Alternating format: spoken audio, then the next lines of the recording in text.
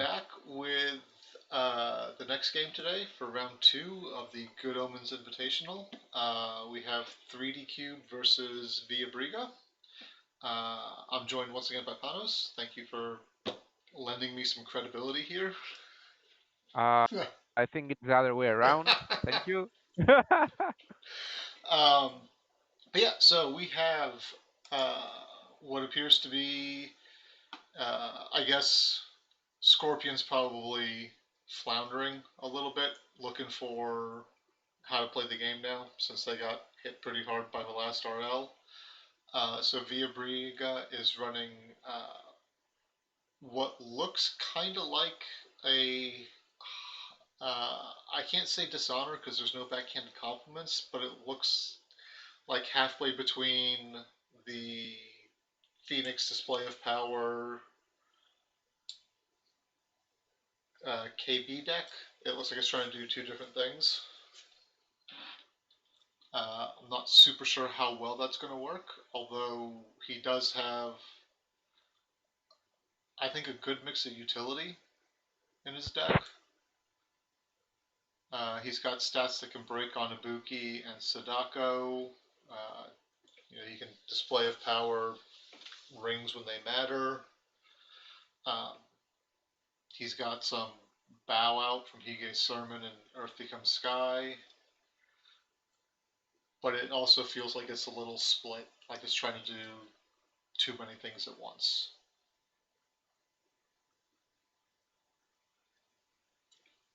Yep. Uh,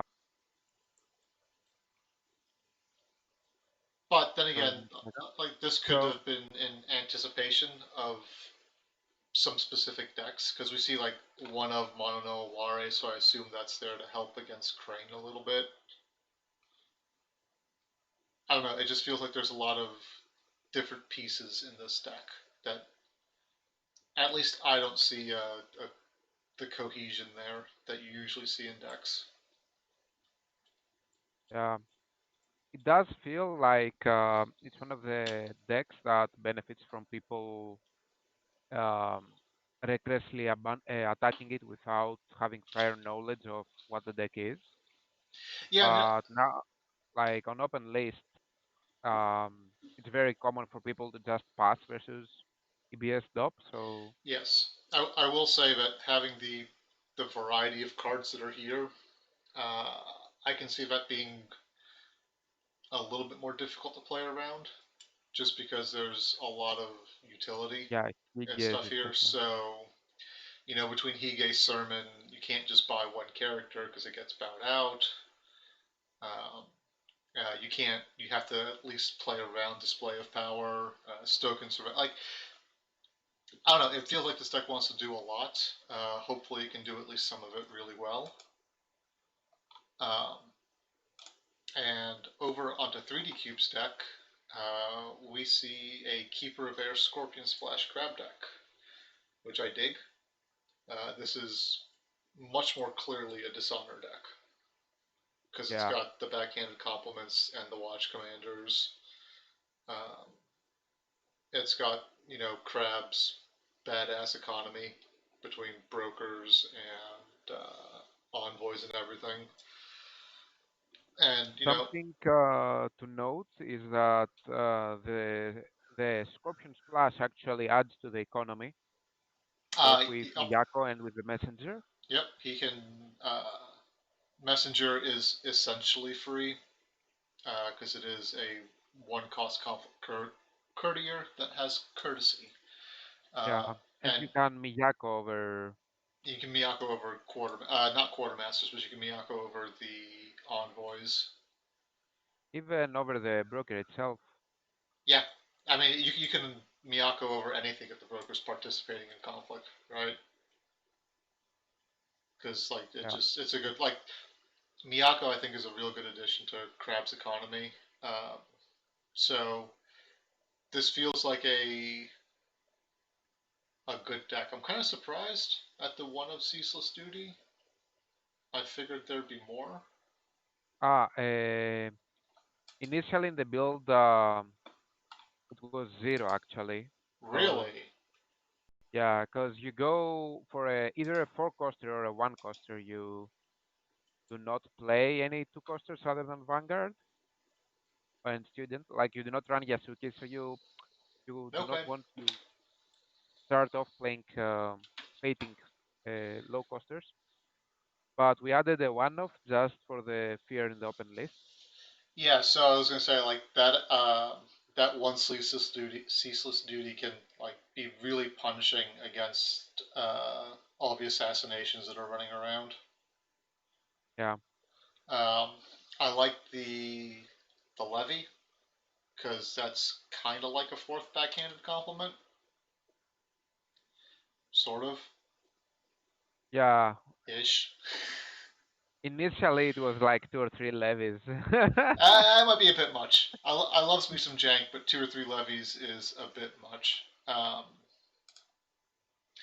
But yeah, everything else Yeah. looks really solid. Like it looks like a real consistent deck with the Witch Hunter and the standard Fantanas.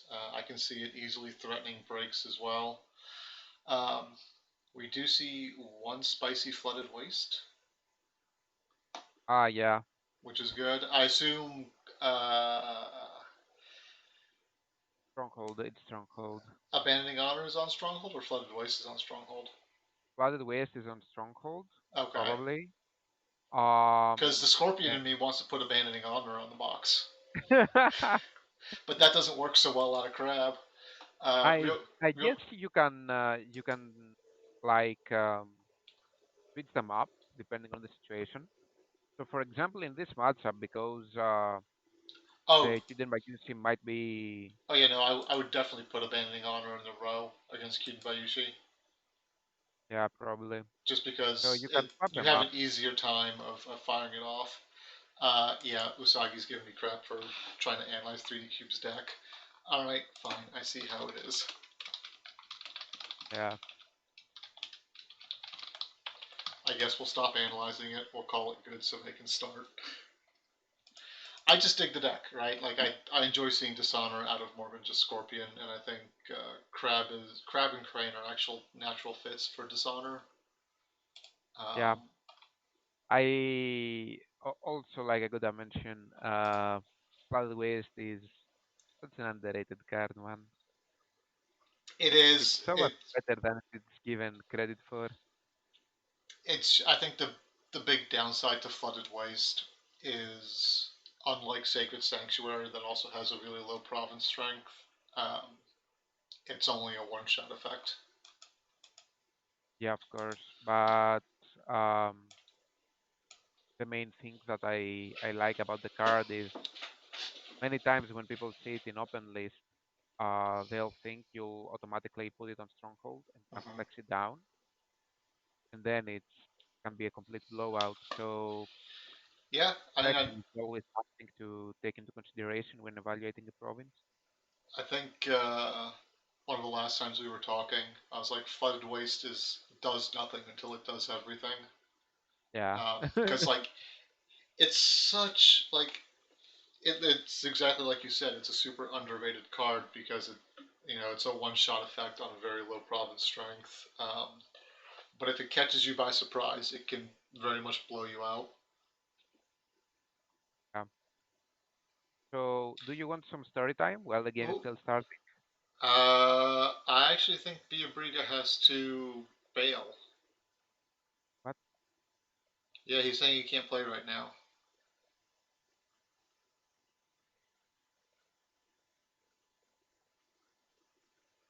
Then this just became a story time stream? Yeah, no. All right, story time. Okay. Settle in, Uh, folks. no, it's just funny. When I first started playing Jigoku, it was preparation for the then Athens Kote. Hmm. So at that point, I made the build. Yeah, it does seem like the game is Yeah, no, they have to over bail. now. So we'll do story So time, and then I guess we'll wrap it up. And the next one is in 2 hours yeah. after this, I think.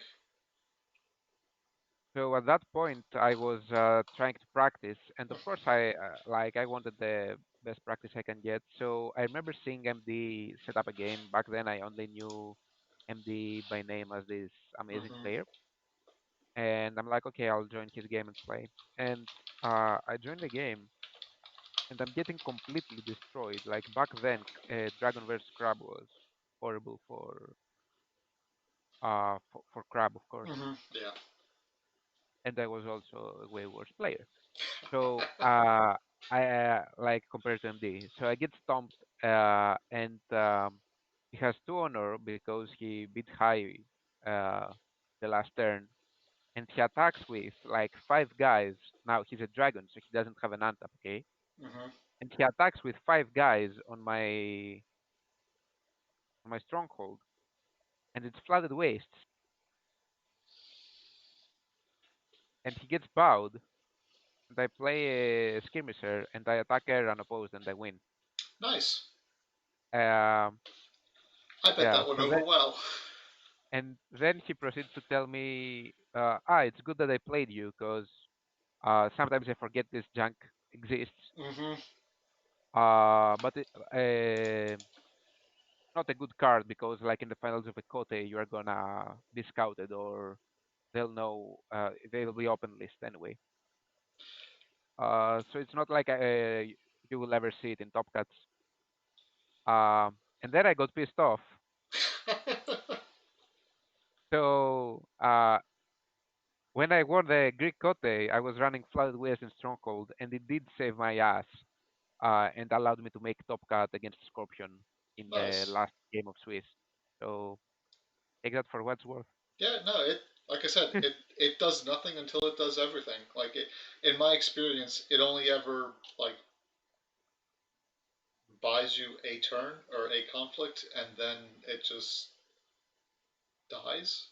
But Yeah. sometimes that's all you need. So Well, when evaluating it, you have to say what other province would give me more than one conflict. right, The answer is mostly none, maybe except rebels under some cases. ish. You might get some luck out of rally to the cause. Can get you another conflict Yeah, but like sometimes. because of the extra strength, maybe. Well, no, I just guess. because it's maybe less of a thing now. Um, but in the before times, uh, Yeah, the most conflict type mattered. yeah, when it was not every character was equally strong in both stats or close to equally strong. You could run rally, and like as the Scorpion player, that shuts down military conflicts. At the same time, though, if they come at you political, you don't trigger it, and then you just have a blank province. So I don't know. I guess flooded waste is the best thing that can buy you a conflict. Maybe. Sometimes it changes depending on how many readies are played in the meta, etc. I But mean, yeah, it feels like nothing but readies right now, but yeah, that's a separate complaint. Fortunately, is one of those cards where you ask yourself, so the standard price for untaps was one fate Hmm. and situational, and now you made it zero fate, non-situationable, and probably with a bonus because reveal is mostly bonus. Um, who, Oh, why? hang on. 3D Cube is offering to do an exhibition game, so I say we take him up on this. Against who? I don't know. Maybe he'll just start up a game. Oh, no, there's a game. We're hopping in. We're here. It's being streamed. Uh, Ah, nice. We do have a game versus yes. Osaka. Okay. So, and it's a KB Keeper of Earth deck. Yeah, I think it's the same deck actually. Huh, It yeah, could be. no. Tomoya, you are 100% right. This is an O'Reilly moment. Fuck it, we'll do it live. So, Let me. he's the co-caster of the Good Omen podcast, Osaka, Oh, okay. and one of the organizers of this event. Oh, nice. Okay, so he may have bailed us out of the fire. Let me open up Twitch real quick and rename the stream. just so people that hop in or find this aren't misled, this is clearly a. Is this a different deck? Actually, now that I think about it, renamed for Wait, stream. did he run Takao? No, he didn't run Takao. I Yeah, don't it's know a if different deck. people. I was gonna say I don't think it was. I didn't see Takao or Loyal Challenger in the other deck, but So something really cute with the favorable deal broker is uh, it has amazing synergy oh, with the Miyako. with So, Miyako. oh damn, are we back? Oh yeah, we're back. I'm back. Yeah. With Miyako, yeah, Hang on, let me refresh the because screen. he gets you double value pretty much.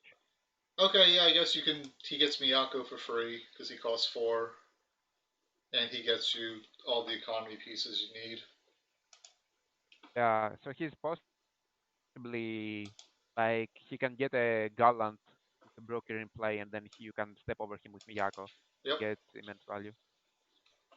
Just real quick, since I had that weird connection hiccup, if someone in chat can just say anything to make sure that it's still streaming.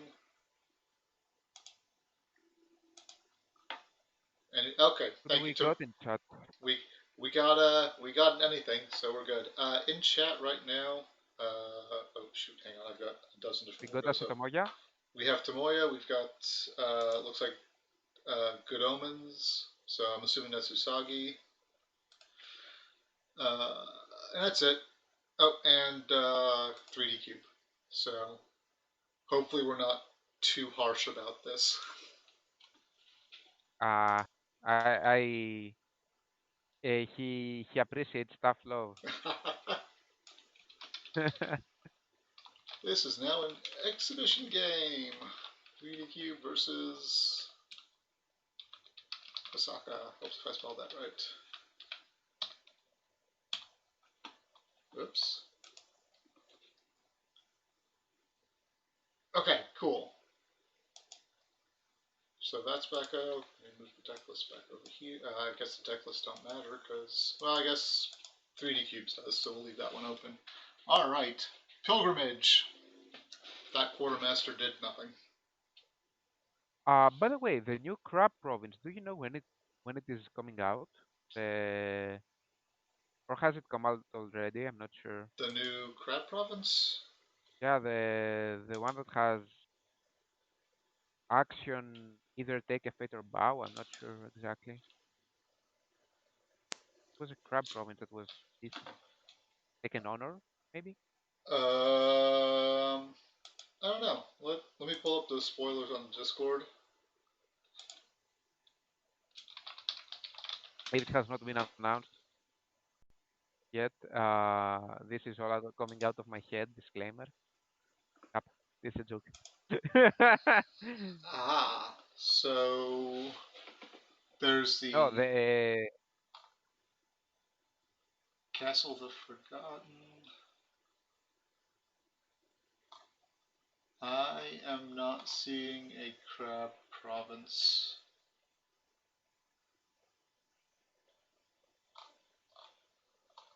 maybe already out.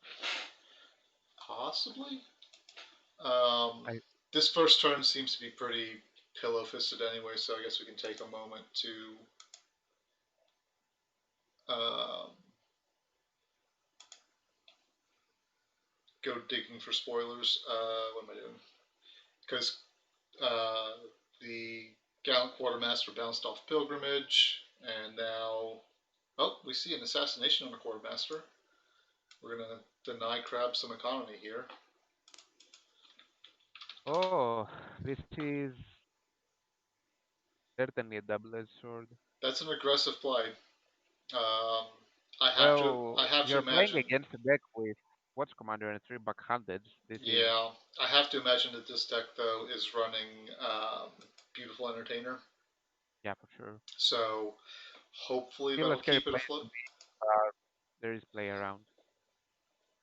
Take up command. That'll work. That'll get Takao standing back up again. And Way of the Crab. That's unfortunate. Yeah. He went Should Earth probably to. feels like Kosaka probably wanted to play around this by assassinating the quartermaster, getting rid of a good of the crab target, but oh, there's the forger. Oh, okay, that works. So I'm looking Yeah, on Bushi Builder, and I'm not seeing any crab provinces. Uh, I'm sure. Am I seeing things? are you sure it's crab? And I'm guessing it's out of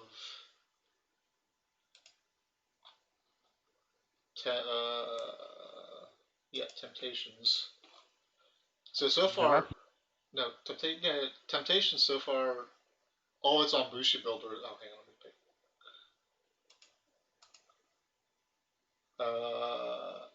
Yeah, no, it's just been. We haven't seen any crab provinces yet. way. Is it a holding maybe? Is it Strag of Despair? No, That's no, no. Okay. oh Not a village? Tomoya's asking for what you think the effect was again.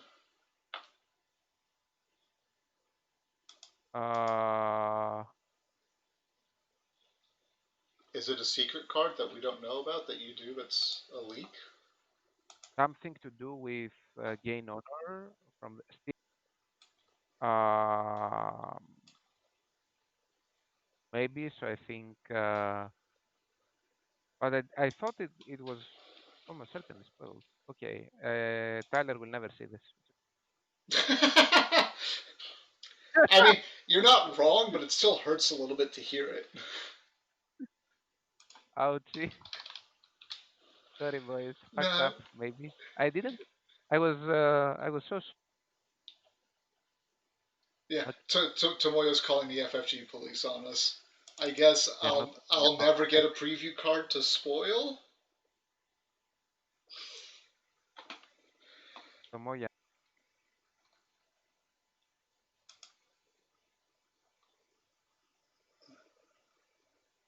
Uh, I guess it's not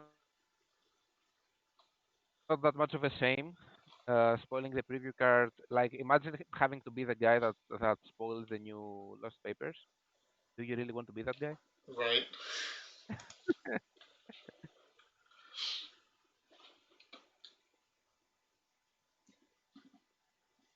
Back on the game though. Yes. So we had the forgery cancel the Way of the Crab. Takao stood himself up. Uh, dropped the katana. Messenger of Misery came in and got bonsai'd. And had a fine katana plate on it. So 3D Cube won that conflict. Yeah. Tomoya, I have to imagine Phoenix is going to get a third stronghold real soon. Like I haven't heard anything from Temptation Cycle, so have we seen any strongholds in the premium expansions? That might be weird. I have not seen. I don't know if that was ironic, Tomoya, but I have not heard too much about third Phoenix Stronghold. Okay, so we have Kasaka going back to the courteous greeting of the challenger. But I don't care about pleb clans. I mean, shout out to my Phoenix friends. Uh, so yeah, that is the firing. He's trying to honor himself up a bit. Yeah, I Let's mean go. the loyal challenger can do a bunch of work here. Um, that's ceaseless duty on the messenger of misery. Why?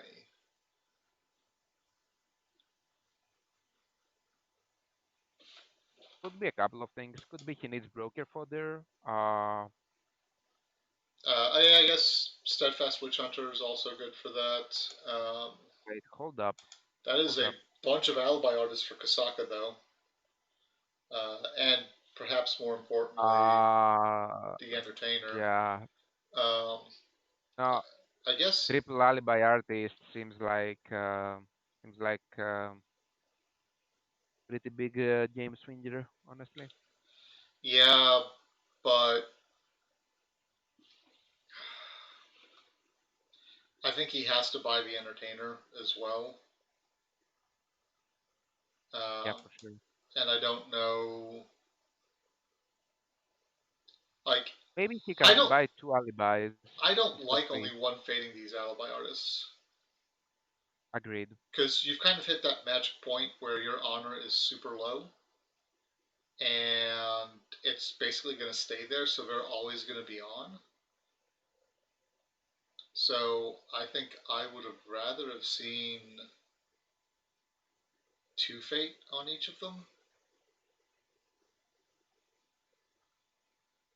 Yeah, I'm gonna agree, especially when you can attack water first and get the fight from there. Yeah, Like if you are playing against a dishonored deck and you are high on honor, then you are winning anyway. So yeah. Well, especially because I when mean, you're up to cards already.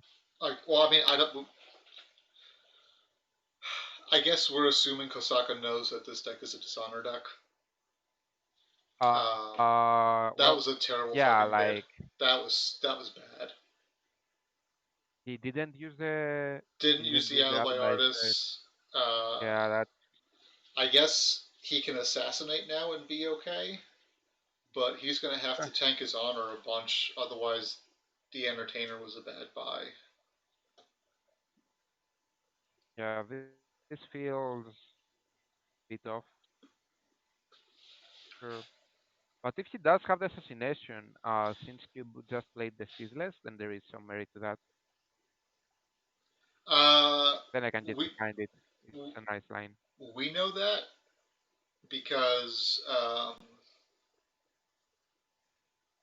we know there's only one ceaseless, and I'm going to assume. I mean, I don't know, but Kosaka knows the deck he's playing against. I assume Well, I assume he's got access to the deck list since he's on the Good Omens yeah, he was about podcast. to cast it, so So playing that one ceaseless w- feels extra worse, especially since he flipped the Caillou Envoy as well. yeah, So he defends with the Envoy and the Deal Broker. I expect the Envoy will bow to Courteous Greeting. Um, yep. So now it's a bad assassination target. Okay, Regal Bearing. That still feels kind of sketchy. I still would have ever seen a 5 bid there, or at least a 3 or a 4 bid, something that wouldn't have turned off your alibi artists. yeah. Well, it is also pretty greedy play to base around. But I guess maybe Cube didn't know, didn't expect the both the Regal and the pickup commands. I'm not sure because that 5 bit from Cube is also might just be significant. Like that's a lot of cards drawn. It is, and I guess there's always a chance that this actually is playing as a Dishonor deck. Uh, all right, Kosaka has turned Alibi Artist back on. Problem is, that was super expensive because now the Regal Bearing does nothing. Or does it still draw 4 cards? It does nothing. Does it? Because it's still. No, Uh, you draw nothing. Like the bid is set to one because of the defend your honor. okay. I didn't know what the Oh, timing. Looks like Via Brigas hopped in, so we may get our game after invitational this. game after all. Oh, nice, nice. More stuff to commentate. That's always good. Yeah, To be it's honest, it's a double header back to back. yeah, there was also a bit of a lull. before the restricted list, so it's nice to have some games with it now that it's fresh. Yeah, I was gonna say like that. I think things kind of slowed down because of the restricted list was supposed to come out. But Yeah, plus holidays, right? It yeah, is it's Christmas. like I have no family to speak of, so it means fuck all to me. But I know other people, actually spend time with people and do things and aren't necessarily internet cave trolls like I am. But yeah, for normal people, this is a busy time of year. Okay, so what do we got? We got Alibi Artist is turned back on. Both of them get used. Court Games gets played.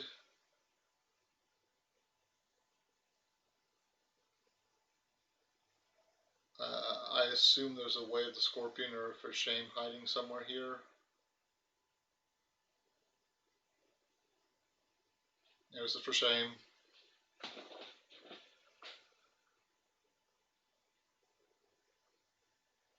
You still need another card. Looks like 3D Cube is dishonoring back off of Court Games. I have my alcohol here. Also, on Christmas Day, I drank an entire bottle of mead. So I had a good Christmas. I also watched all three Lord of the Rings movies. That what? That's I have a friend, and this is one of his yearly ceremonies. Okay. You know what? I enjoyed the fuck out of it. Like that last movie went Yeah, it's by in a amazing snap because the mead I was drinking was 20% because of the meat. alcohol. It was 20% alcohol, so it Holy wasn't just fuck! light and tasty mead. It also like could fuck you up pretty bad. I can't do red wine Tomoya. I can drink whiskey and vodka and scotch until the sun comes up and be perfectly fine. But the tannins in the red wine fuck me up so hard. Like after a glass and a half of wine, I am just tanked and I'm done. I think it's a matter of wine then. You think it's what? Getting a decent wine. I mean, that might be the case too. Like I enjoy drinking scotch, and so I have no problem spending like over $100 on a bottle. Uh, but wine, I just refuse to spend more than like $10 on. So maybe I just need to buy better wine. Okay. So we see. It would be so amazing to have a handmade back with. Gotta make do with some Tulamordu or stuff like that. So there's actually, so I don't know how available it's going to be. When I drink whiskey, um, there is, crap, I can't think of the brand right now. There's a really good brand that's like 20 or $30, so it's super affordable. The only alcohol I spend like any serious money on is scotch because it's just delicious. Yeah. So real quick, we have a bunch of cards being played. Uh, Still off the same goddamn conflict. We had Takao move in, attempt to call in This is not an favors. alcohol stream. No, I mean it can be. We can do that too. Um, but ostensibly this is about a game being played. Yeah. I Uh, agree with Moya's comment on the wine though. You can find cheap good wine, but you need to know where to look. yeah, like it. Maybe not in the States though. I mean, you can like at whatever price point you choose to drink at. Sure. We can have a Moya on the mix. Yeah. Let me Nice. see. This is going to turn into a big old cast. Let's see if I can do a multi call here. I think I need to. Lol. Uh, Hang on. I need to do some things first to get you in on the call to Moya.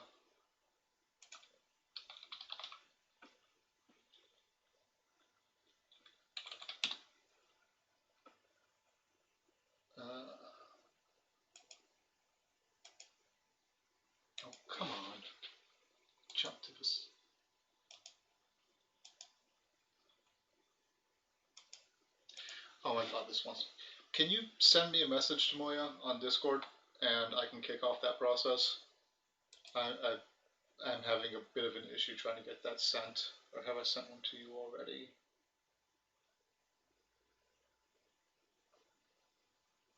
So Cube does win the conflict. There was a lot of cards. Oh, it looks like he. Okay, so he played a second calling in favors to. Still what? Yeah, but he played the fun because he got a ring resolution plus the honor loss of the loyal challenger. There's that. Let's accept that. Now that that's done. Okay, so I'm going to start this voice call, and hopefully it doesn't disconnect. Are you still there, Panos? Nope, that did not work. Okay, hang on. I think I can figure this out. It's just going to bounce me back and forth between calls. Oh my god. What? You might Uh, have to make a server real quick or something uh, and invite Tomoya there. really? It's not going to let me do a fucking group call? Hang on, let's do this. Discord is dumb sometimes. It really is. Okay. And let's create group DM, and that should. Hello, hello. There we go. Hey, there we go. We got it working. It's a three-way call now. It's going to be absolute chaos. Maybe. Yeah, let me know how it sounds, by the way. You're coming in a little loud, but besides that, you're fine. I can tweak you down a A little bit. little loud, but silky. Yeah, silky smooth. Can try again. Maybe we can also turn the user volume down a bit. I don't How know what about I. this? That sounds good. Oh, nice. All right. So, are you here to talk about L5R, or are you here to talk about booze, or both? We can do both. We can do both. I mean, this matchup, I saw the Scorpion was on Lion Splash, Uh-huh. so I think it's probably heavily favored in 3D Cube's favor, is what I think, depending on how many beautiful entertainers we see. Yeah. So this is definitely not the same deck that Via Briga was going to run. Um, it actually looks like it's much more cohesive because it's trying to do one thing. Um, we have Oscar on this call, myself, Panos, and Tomoya. Oscar? When do we get Oscar? Oh, he popped in on chat. Uh, So, where are we at in this so game? The Gunso ate the Envoy just for a card draw, I assume. He's attacking Midnight Revels. one thing I found about this specific version of Scorpion is makes a huge difference if you know what you're playing against or no. Mm-hmm. Like if you do and you are not caught in early Regal shenanigans, then it's a completely different story to getting something like two Regals turn one and then like the game is out of control. Yeah, I think Regal Bearing absolutely relies on the surprise factor of it. And if you can remove that, then uh, it does a lot less work. As a Lion player, I'm not sure that statement is completely true. Really? Sure, it's way more effective turn one than any other turn. But usually, when you have a good deck, and especially if you have a Scorpion deck, which is about the same thing, yeah, people will need to bid five, or they'll get buried in efficient bodies, or just lose their conflict, and you can gain card advantage from the Earth Ring or other situations. The issue I've run in with Regal Bearing though is that it always feels like an absolute dead card past like turn 3. Sure, I think there's definitely decks who can make better use of it, and of course, Sharpen the Mind is the card that comes to mind when you think about, oh, I can just Yeah. turn my Regal Bearing into a +3/+3. Um, but yeah, I think the card is always on turn 1, so definitely in a Scorpion deck, you're gonna see use of it. Yeah. I don't know. Have It's just I experience guess. playing. Oh, go on, Sorry. Panos. You have, if I'm not mistaken, you are one of the very few people with experience playing Kirill's deck, right? But that ran the Regal Bearing. I think I'm exactly one of the 2 people who has Yeah. experience playing the Fearless deck. So I guess you have first-hand experience, but there are other things I think that a player can do. So, for example, maybe not attack political first and assassinate the courtier if he sees it. There are things like that, or try to duel first if he has a duel like duelist training. Well, Get I was rid going of to the say, like, regal.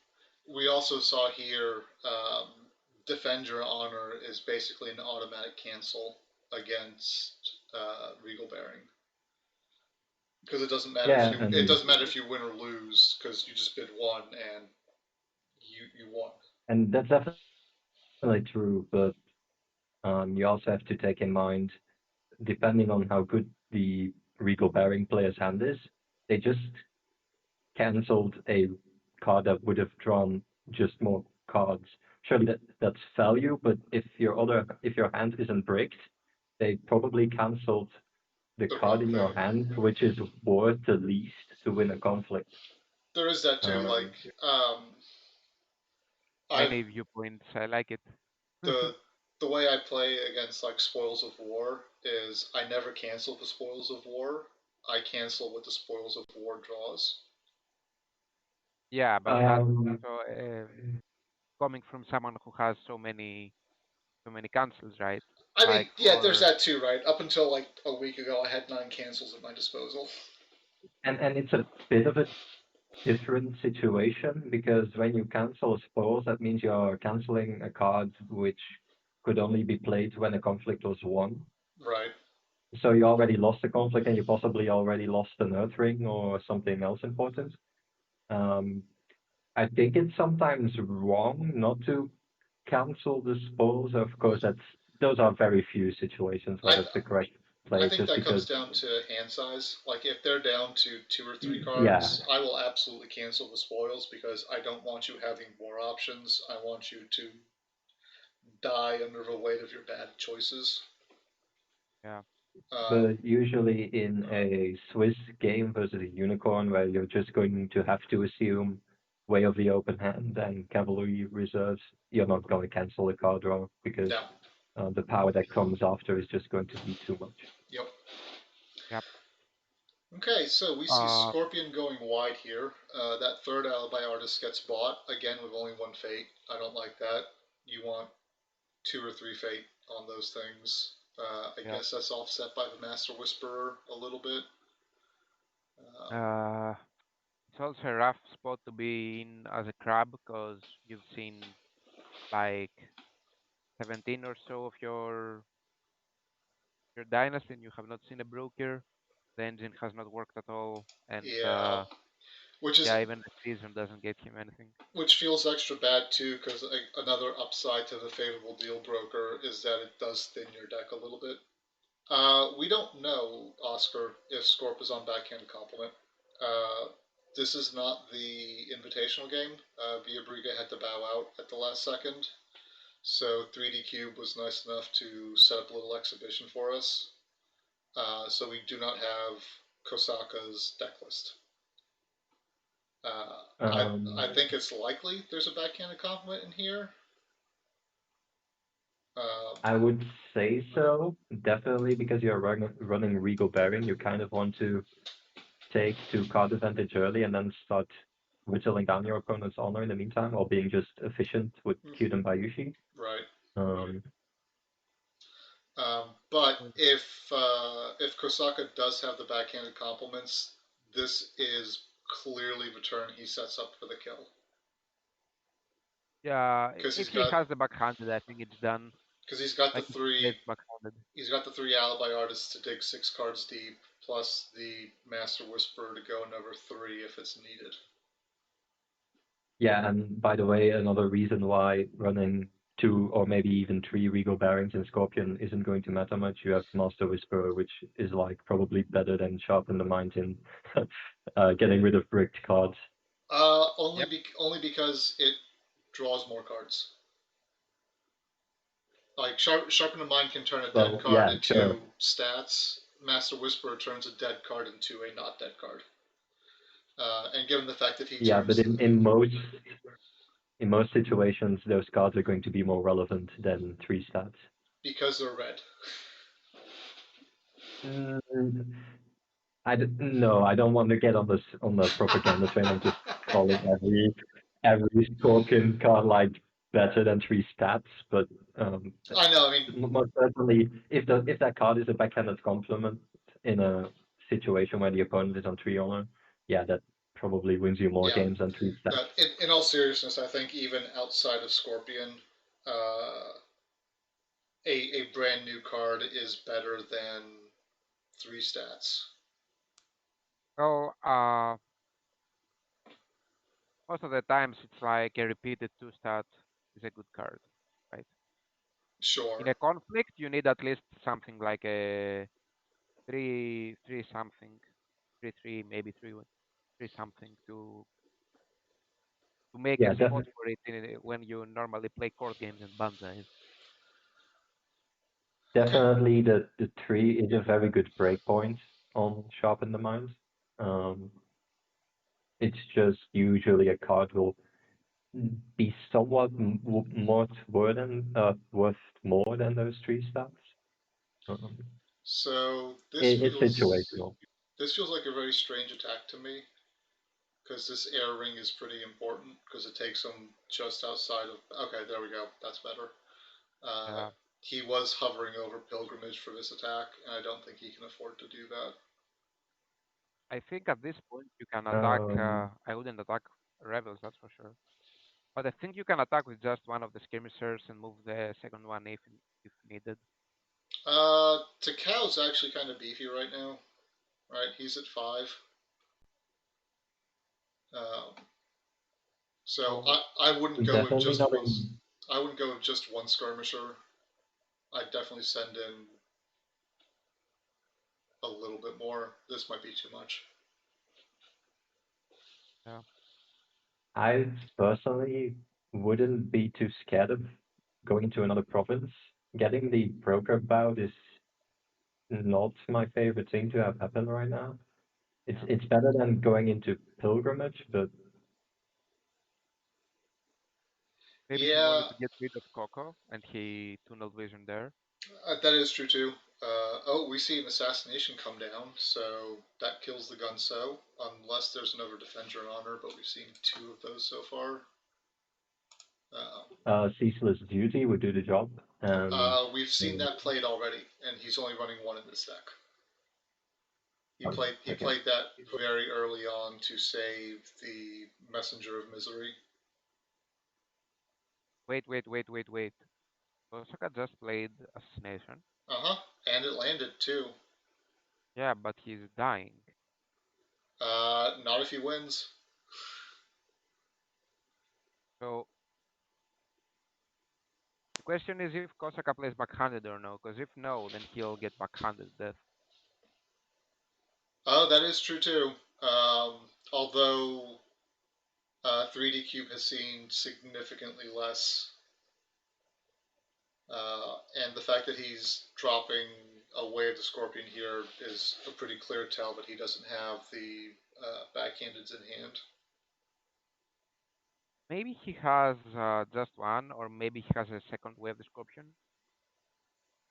So here, if I'm 3D Cube, I want to use the Vanguard Warrior effect uh, on one of the Dishonored guys, Yep. just to be safe in case of the second wave description. A very cute. I mean, that can wait until. No, no, no. It doesn't. It shouldn't wait because they I can think whip from the vanguard. the first action you take is sacrificing one of the skirmishes to the. Oh no, but he already used one to buff the other, so that's not going. The dishonored one got used. So the only one that's still turned on is the one that is clearly not dishonored. That was a plain Yeah, he has no save. real good targets here. Okay. Uh, Plays a calling in favors to take Watch Commander back, what? and that gets canceled. That doesn't feel good at all. So now, This not feels only does completely wrong. he has to win the fire ring if he doesn't win this air ring, but that still leaves him in backhanded range. Like then Kosaka can just attack fire and it's over.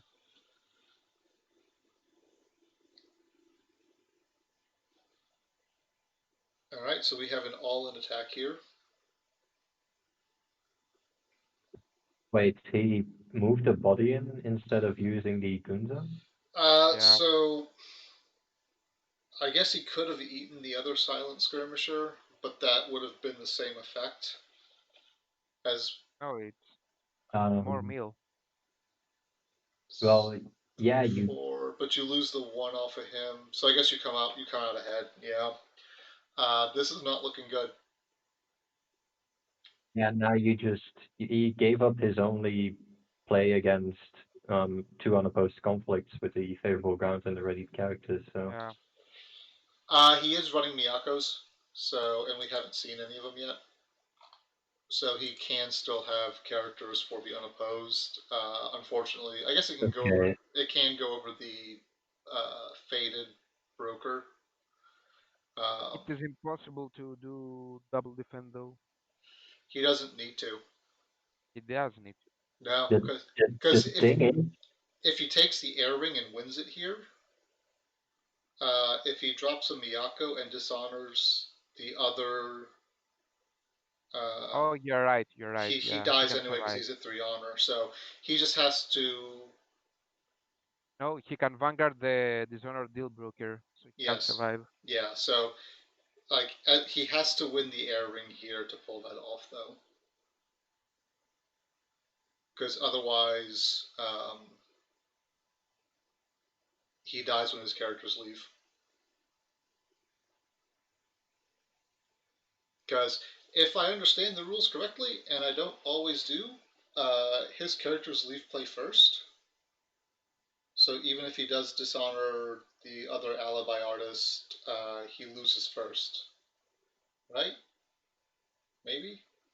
I think first player discards Yeah. first, right? So first player would lose in this instance. Okay. One of the Usagi looks like he's saying there might be a game now at 9 p.m. instead of 10. wait, what? So, Ah, yeah. Watch commander is not there, so oh, there's the second censure. yep. So, Bonsai tried to happen on Takao, 3D Cube tried to defend your honor, and that got censured. Pachinko was. Oh, so that game got moved up by an hour, which means it's starting in 10 minutes. 5-ish. Yeah, 5 even. Because everyone needs to remember I'm really bad at time zones and schedules. I mean, yeah, you're also in a different time zone, so Yeah, but really, that doesn't feel like much of an excuse. Okay, so it looks like it's going to happen right after this one. So, I guess Villabriga's not going to get his game in today. That'll get rescheduled, and we'll just roll right into Pachinko versus Pablo. Neat. Okay, so what happened there? Scorpion won the air ring. That's a bad sign. That's that. Uh, Nothing Uh, else. and so we don't see a Miyako come down, so this is going to be unopposed. Yeah, that's that, man. yeah, that is game, like no question. Yeah, no, that's it. Like, I think Maybe the Miyako could have made a difference if that was in hand. But I think we saw. Oh no, and there's a backhanded compliment, so there's absolutely no. Anyway, that's coming from 3D Cube, so.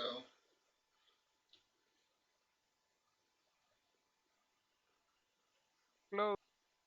So close. Wow, he had the two backhanded in a 20 card hand. That's That's scary. yeah. That's the Cube Classic, the Yu-Gi-Oh. And it looks like he's just sacrificing it. Yeah. Very. It was very close in the end. He is. All right. Well, let me do a quick Let's see ping. the Pachinko Pablo one. Tomoya, you are more than welcome to hang out and commentate on the next one as well if you'd like. I'd love to. I'm Awesome. also thinking to start catching streams that might not be streamed otherwise. If I can help it, and well, yeah, start streaming myself as far as Nice. Up Live Art goes. Okay, let me set up a ping. So, Pablo is running a deck with Takamori and Wait, Pablo is on Crane? yeah. Okay. But he's on Crane because Usagi was like, come on, bring a meme deck. So he brought a meme deck with Takamori, since Takamori is Usagi's most hated card. So yeah, there is the insider scoop. I mean, Takamori does give me flashbacks back to 2019, and as a Lion player, I'm very happy that that card is just not in the meta. Yeah, back then that was Although these rough days, times. these days it's a different story, I guess. But back then, There's that. Hopefully they haven't quite started yet. Okay.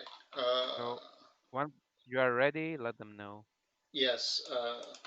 Give me a second to finish the announcement. That period of time, now that I think about it, was pretty weird. It the was Phoenix, Train, Train and Okay. Scorpion after the Train pack. Let me pull yeah, up it my was right after the Crane pack. Yeah, decks. Did it's I when just? you had I just Takamori clicked and out. you What had did I do? Okay. Takamori, Magistrate Station, Toshimoko, all in the same deck, and if you didn't have a game plan that could go against that, you were just sitting there not playing. Yeah, There funny is that's not even close to how oppressive this and Crane was.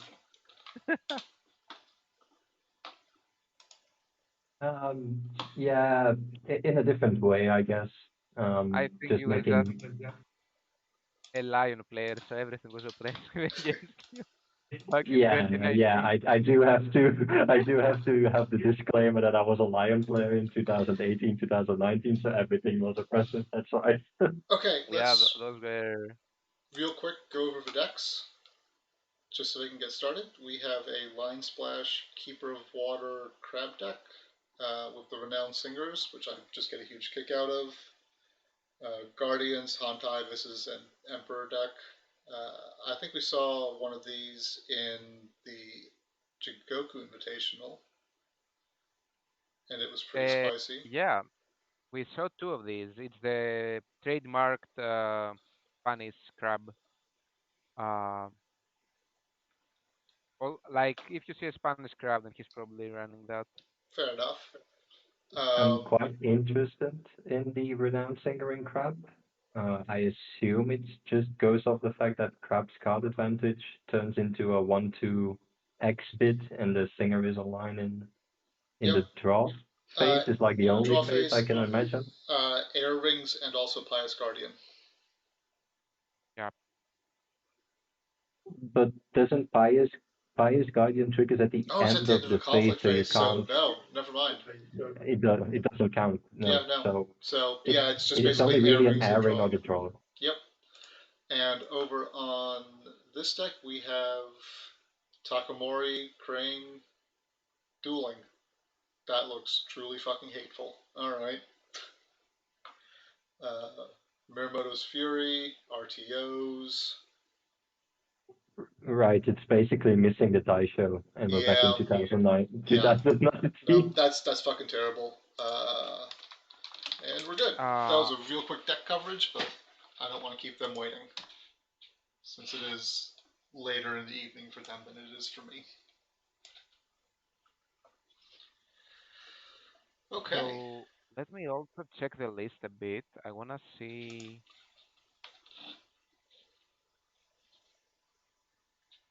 1 second. What are you looking for? I'm looking for what the win condition is. For the Just crane deck? handy. Okay. Oh, for the lion, cause oh yeah, it's Moses. Yeah, it's Moses. Uh, I just remember that. Oh, okay, yeah. Yeah. So Uh, oh, Pachinko failed to connect. What just happened? uh, timing. Okay, cool. No clue. So this is very close to Moses' list. That's played in the Invitational, as you said, that Okay. won the Invitational. Um, most of the crabs are very split in their opinion about it, because honestly, it is good, but we don't want to accept that it's good. Um, kind of. Like you do not want to accept that one of the best decks your clan can play is borderline. Did you open Kisada or Emperor turn one on since his last hope? Yes or no? I mean, Nobody wants to accept that, you yeah, know. I guess that's true. And Uh, are it, we talking? oh, Sorry, because I'm. Are we talking like the Emperor and Kisada logistics moves Yeah, that's onto a Shinse? Yeah. yeah. that's a deck Pachinko is playing, and like it's unreliable, but when it works, it's completely oppressive. And also, it has a benefit of being really strong at lower levels of play because of know how easy to pilot it is. So here's a question. Is it better to play a deck that is basically high roll or die, but when it does high roll, it's super oppressive, or something that's more consistent? Well, in my opinion, at the end of the day, with one of the decks, you'll have a better win percentage, and that's the deck you should. Um, But in my your opinion, field, it will be consistency, but I've seen that Shinsei's deck with logistics do work like every game. So I'm hesitant to say that it's high rolling. he just bricked. So Oscar has chimed in that it is hashtag Yasamura high roll all the way. So that is a unicorn perspective because that's really the only choice they have right now. I disagree, but I'm also not a unicorn player.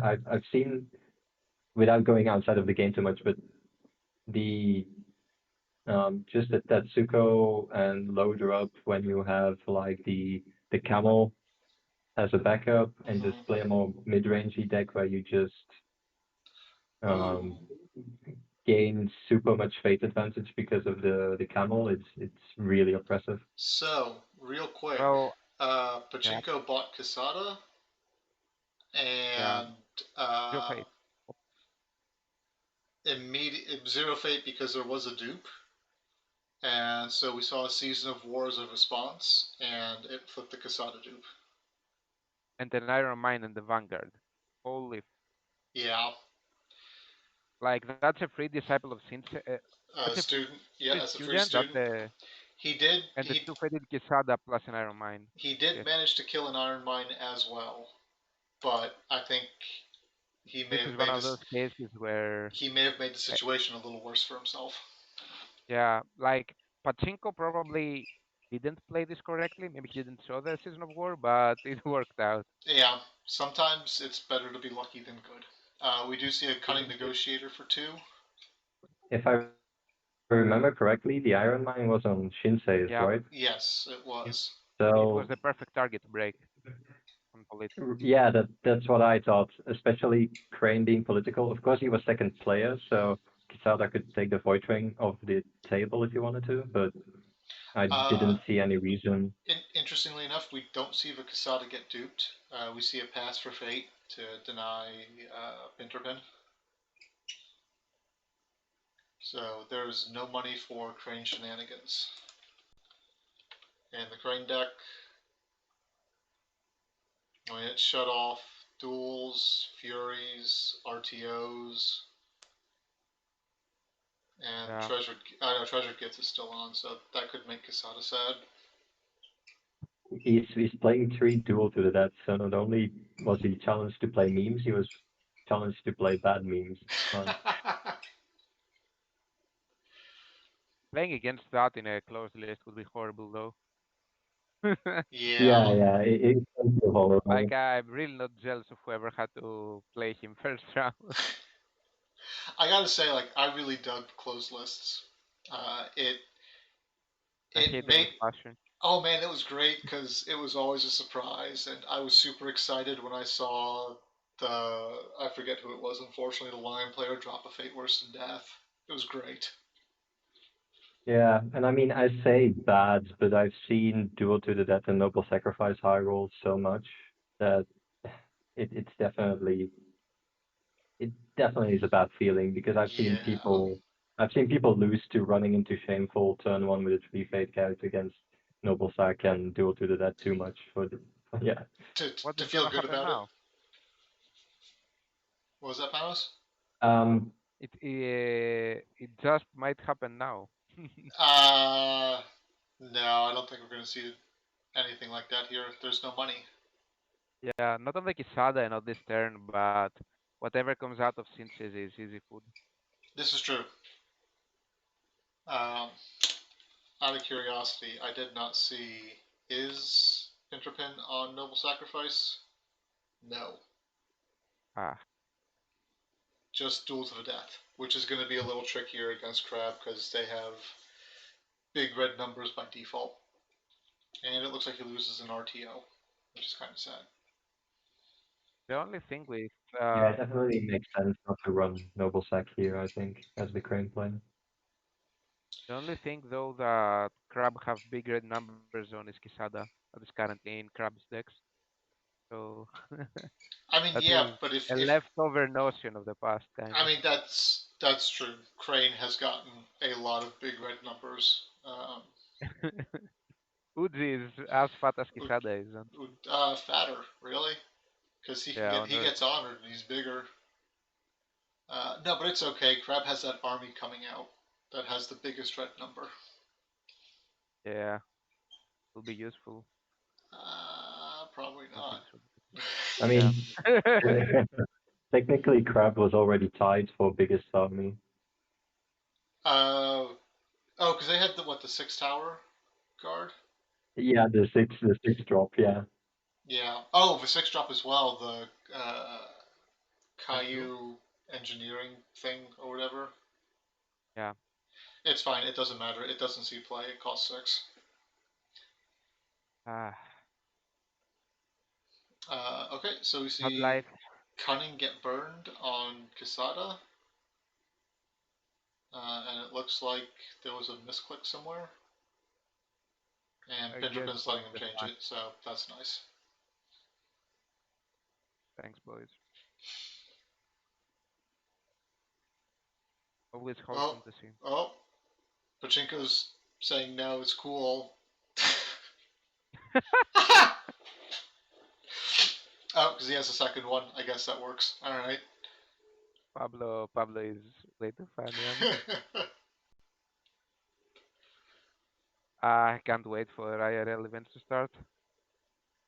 I know, right? Like, I've tried to get it started back up again locally, meeting only every other 2 weeks, and like strongly recommending, masks and hand sanitizers and everything. Uh, but because America is full of Americans, it's a bad idea to do even that now. Yeah. Our local game shop isn't allowed to stay open for that kind of purpose, so we have no choice. Yeah. It's We even can. worse because I'm in Texas, right? And Oh, there's we got us a bunch of yeah. rednecks here, and then rednecks carry guns, so sometimes arguing is not the best thing to do. Well, I guess you trade that with good barbecue. So Yeah, no, I mean you, there's you upsides win and some, you downsides, lose right? some. Uh, Yes. Tex-Mex is a wonderful cuisine. I love me some Tex-Mex food because who doesn't want to eat like a bucket full of cheese? So Apprentice Engineer comes down, gets the iron mine back out. Um, that is stopping City from breaking, Oh, but now it's just going to get bowed. the almighty tap. Although, I mean, okay, no, we saw one bids. Like, it wouldn't have been necessarily unreasonable to see a higher bid. A three bid here would have drawn and caused nothing to happen. That might have been worth it. Yeah. Uh, You might be hesitant to do that because, like, you don't really know Pablo's bidding habits. Doesn't mhm. normally play Crane. So, And we.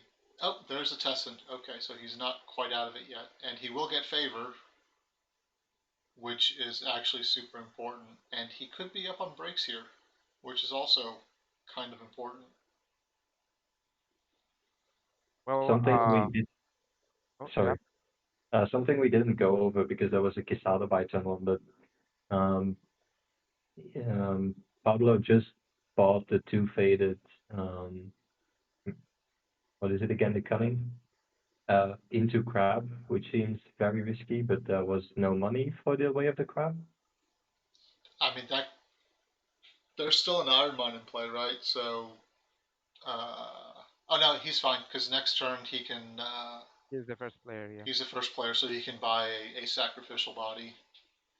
Um, I do not think you can easily wave the crab good. I assume there was a voice of honor backup, which he isn't going to let go, but yeah, definitely one of the better turns for Crane to start out. Ooh, assassination, This crab build also dude. only plays one way, so Do that you is less of a concern. do you iron mine this assassination? Yes, you do. I think Yes, you I yes, you think you do. do now because it gets you the break, and it turns this one conflict into five honor instead of just two. But you are out of Quisadas otherwise. Like, yeah, I'm not quite sure um, if losing this. I mean, it is a dojo, but Kisada is going to do so much work against Crane, which no other character is going to be able to. I'm not quite sure. Yeah, but now uh, he's put himself in a position to where he can actually win duels just by overbidding. sorry. Um, this is not the normal crane, so maybe that is why our opinions differ. But like this crane doesn't have uh, easy untaps, so Emperor is way more important than Kisada here. Well, it does run treasured gifts and Takamori to Well, I mean, nullify the effect of Kisada. if he I was think just going for Emperor is the go-to. yeah, but if he was just going for favor, they both had one ring, so he didn't have to iron mines that. Yeah, I mean, Oh, like, ooh, that's a bad flip. not super important. Yeah, The argument I would see that there's one Emperor in the bin and you went to zero fate. I don't think you are buying Emperor soon as uh, crab. Insei or GG, the classic. Okay, so We see two crippling taxes at Tea House and Kageu for Crane. Um, Oi, oi, oi. that is not a great flip, especially since Crab technically has a fifth province in Kudenhita. But at the same time, it can definitely, like, I think if Pachinko doesn't buy the envoy, you kill the envoy next for crippling taxes, because that refills face down. It doesn't refill it, it just discards it. Chooses to buy Kageu instead.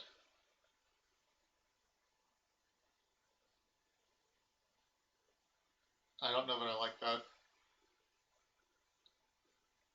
I think getting rid of that envoy would have been important. Not sure myself, but Because you're not getting passing fate, right? Either way. Or if you plan yeah, on playing the second you one, you're should not getting pay passing the fate. taxes first. So Agreed. if you get rid of the envoy, you're also denying a card and a fate. Because the Silent Skirmisher is a bunch of who gives a fuck on the table.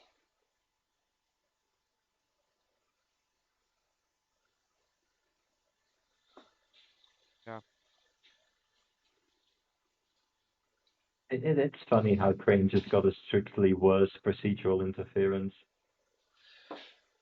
I Okay, so here's a question for you, since you help out so much on Jigoku and on the rules channel.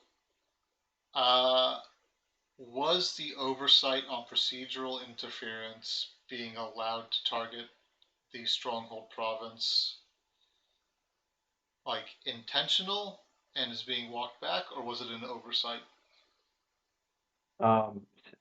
Um, Sazuket pinged Tyler in the rules question chat, and he said play it as it can't do that until I can come with an errata. So Tyler's opinion was purely public, and there was no reasoning given. I don't think it's healthy for it to work like it could. I don't think it So is either, especially since Lion has a bunch of card effects now that key off of having gained 2 honor. it, it it's definitely an oversight, um, is my opinion. Okay. yeah, it must be an oversight. Like Honor Lion with that would be completely insane. Well, I mean, Honor Lion still gets to play it, right? And There is it a difference between getting to play a card that says uh, start at 15 discarded honor. cards and win the game. Start at 15 for Honor. Yeah, and for those viewers wondering, as a Lion player, even if you're not playing Honor Lion, like the all-in sort of Kami Hero of Three Trees Lion, Mm-hmm. I do think giving the Lion player to Honor is losing you the game either way. Um, Yeah, no, I, Yeah, if it I means agree with that too. renouncing I actually gear and I don't like that card existing, period, because I think it does too much. how I mean, it's just crippling taxes, right? We just saw the card in Crane. It doesn't have the keeper role restriction, but most Lions aren't including it. I like it as a zero cost. Discard everything in the province card. I think with Rally and with City of the Rich Frog and such being a thing, I think that sort of card is allowed to exist. But you, if you're building Lion decks these days, you include 3 Chrono Prodigy and you include 3 Chronicle of Conquest. And even if you're not on a Lion, Mm-hmm. you still should be able to honor out. Yeah, Uh, and have you seen the so version of Dema on Lion that runs that's playing practically deck out?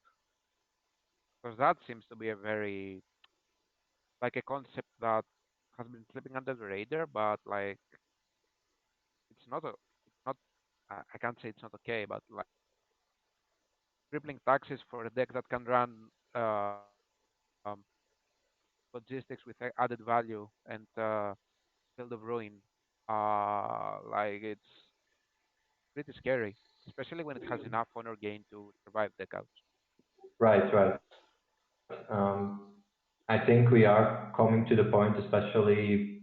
I don't know if the new province is going to be meme or if it's actually going to see play the discard 10 cards on reveal. I'm Oh, gonna that's make Um, that deck, scary. and I'm gonna make it out of dragon, It's gonna be a and good deck. I'm gonna bomb someone for Okay. 30 cards off their dynasty deck in one turn, and then I'm gonna take apart the deck so so yeah, I never have to do it again. but if we go back to the Careless Lion deck, what the deck does, it runs three um, Season of War, and that was enough to have a Dishonor victory condition, just because Lion card draw combined with one low bit and losing 5 when you reshuffle is a game. Um, that was what my match with Pablo in the semifinals of the Gold Cup came Ah, to. yeah. The grass The debate. pro- yeah, the problem was I knew that was going to be my only win condition, and I didn't play the last turn when I knew he had censure, and I knew my 2 Season of War were going to come up. I didn't play for the favor, so a bit of a mistake with me in that game. But I mean, back to the point. Yes, Dishonor by milling is definitely a win condition, which you can just include in your deck by having uh, 3 Season of War, and that's true for any clan. It won't work against all clans. I think especially Crane and Lion are too honor resilient to have that be a an option. But against Crab, Scorpion, go ahead. It will work.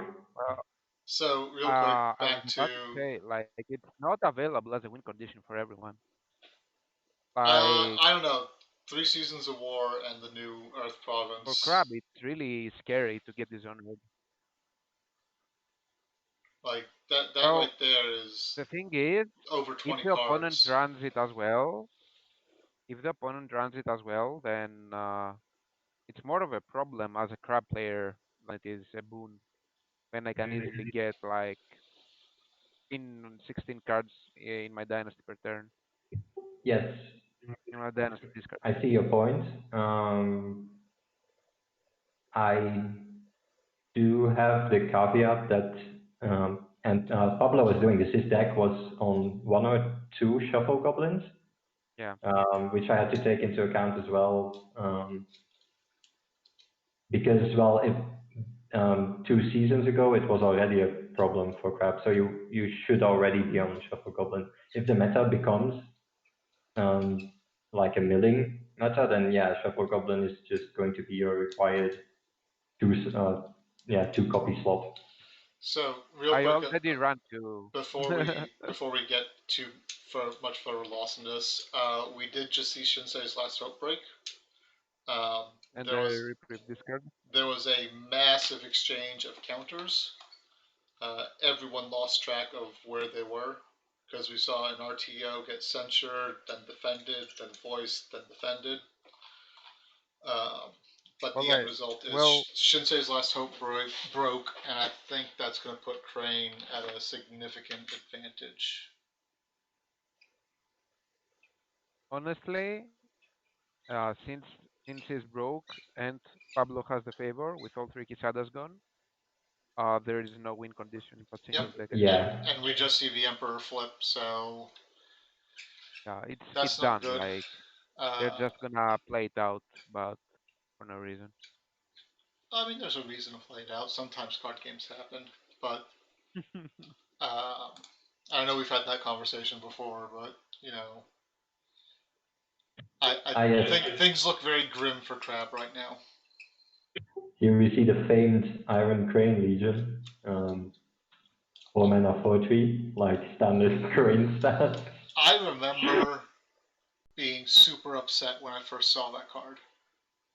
Yeah, because it was the Scorpion Killer. Yes, because I routinely had like 17 or 18 cards in my hand, and I just didn't like it. And now I just don't even care about it anymore. These are some first world Scorpion problems. Yes. Yeah. I So remember the meta when sorry, like you were playing social. You were playing the what is it? The one that you can copy the top card of the opponent's discard pile for the mirror matches. the illusionist, uh, Jesus Christ, illustrious. No, illustrious. plagiarist. Yeah, Yes, illustrious plagiarist. There we go. Yeah, yeah, yeah. and it was so funny to see it. Like, oh, you play three cards in your deck just for the mirror match. So Ah, yeah. I know. So like, here's the thing, right? Tyler said you can rearrange the conflict deck at any time, right? Or you can rearrange the conflict discard pile at any time, right? So what would the timing be if I asked to look at your conflict discard pile and I had it in my hand with the action I wanted on top, and I just said, okay, I trigger the illustrious plagiarist now. You Uh, mean? I, Yeah, I that's a don't good question. I don't remember anymore. My memory goes back to, oh, I can just at no stack rearrange my discard pile while you are in, oh, I'm going to trigger my illustrious plagiarist. Um, Yeah. Maybe so maybe I just run away with your discard pile and you can't rearrange it. Then what?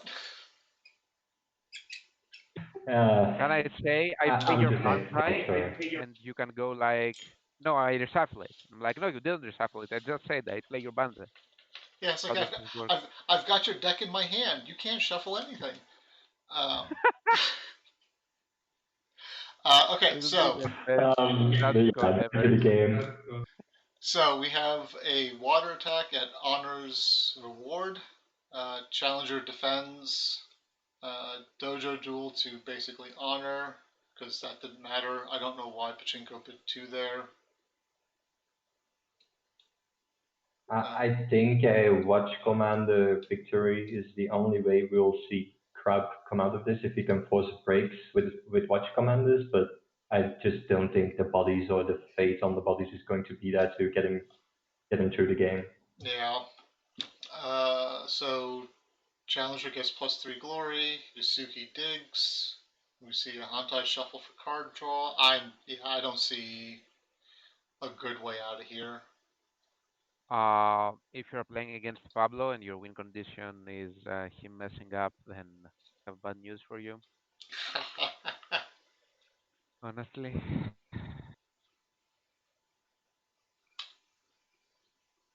And I guess this is an extra risk with running logistics. Is it does technically pull cards off your dynasty card or dynasty deck, so he is that much closer to milling now.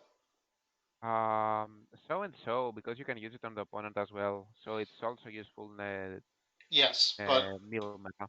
Pachinko's been using it on himself here to draw cards.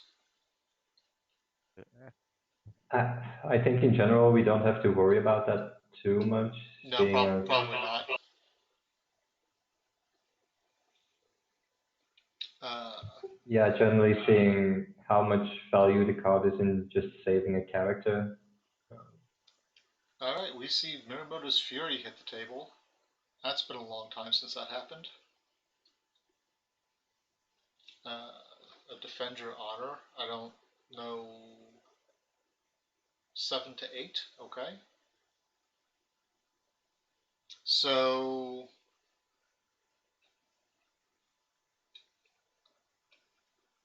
man, that feels bad. Like he's the only way he can win here is by dishonor, but he's doing all these duels where he's having to give honor to try and win them, which is just Also, setting him back. Pablo has completely outbid Pachinko in every interaction, like in every duel. Yeah. Looks like he just does. Okay, so grounds out the Vanguard Warrior. I don't think that's going to be enough. I think, and you'll probably have more experience with this beef, but I think it's just because we didn't see the economy of crab coming online, so we didn't see any extra card draw, and They Pablo don't just play any economy. Yeah, we didn't see any funeral pyres. Oh, because there are none. Yeah, there is no economy. The economy is since it didn't work, you're screwed. That's the problem with Yeah, this no, I type of guess deck. that is Uh, an excellent example of high roll or die. right. I don't have the deck list here with me, but so that deck doesn't run broker or uh, like most of the times that is a pretty common misconception, but like the economy of crab needs so much deck space, you are not allowed to run anything else with it. Um, so sometimes you're stuck between a rock and a hard place. You're like, no, I don't wanna. On the one hand, you want to run the broker package, but on the other hand, if you do that, then you must find limited amount of space. Okay, so we saw Courteous Greeting bow out the Negotiator. Tea House bounce back a Watch Commander. We're seeing Empathize. a fight on try to move the Yasuki in. Yeah, I don't he know needs to why. somehow. My Defend. guess is he cannot stop the political attack next turn, so he needs to defend now the break, or maybe even win the favor. Um, Okay, so yeah, fight on gets cancelled because I guess this will honor Kageyu, and Kageyu will break on his own. Let me see if Fine Katana come down. I kind of wish he'd played that first. That feels like it would have been a much better line to take rather than um, the fight on. yeah, especially after we saw the Tea House get rid of the Watch Commander. That definitely is a more efficient play.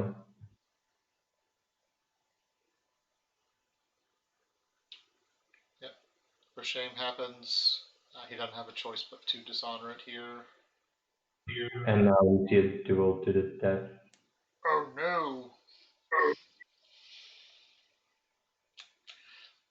That's actually. Oh, yep, nope, good call. That's kind of risky though, because well, no, not really, because it's 2-2-3. not really. Yeah, no, there's no risk here. Because if you fuck up, I mean, if you fuck up this and lose anyway, you dishonor out. And both players bid What? 3. it's 3, what? Okay, I was going to Wow. say, What yeah. the what? This The is some Spanish meta level high tier 5 heads plays Like, going on. the balls on hold up. Pachinko. What is this? Can you explain to me how Pablo accurately read it? He read the three bid exactly. I don't I'm know. not sure. How?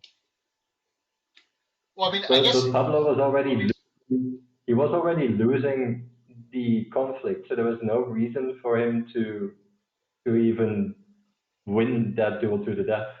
So Well, I'm not really the sure. the reason to win it is because now Pachinko's going to end out the tournament dead Yeah, because he's dying now. the character died dishonored. Um, Because else he could Vanguard Warriors, I guess, against and survive because the the deal. Vanguard Warrior is dishonored, he could actually bid higher because even if he gave him 1 honor, the unopposed heir plus the Vanguard kills him anyway. Sure, but he would have left during the fate phase anyway. You just No, it no, and because you can Vanguard with that.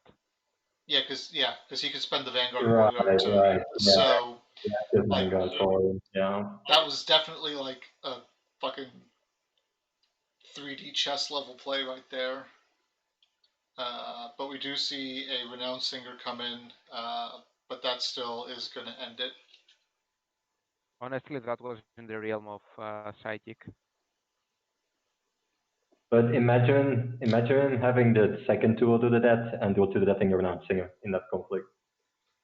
Man, Man, that's just unnecessary. All right, that was I know we didn't focus on the game a whole lot, but I'm real glad we caught that duel because that was. I think it just went a bit too south for Fab too quickly. That one was just psychic. Who did like what?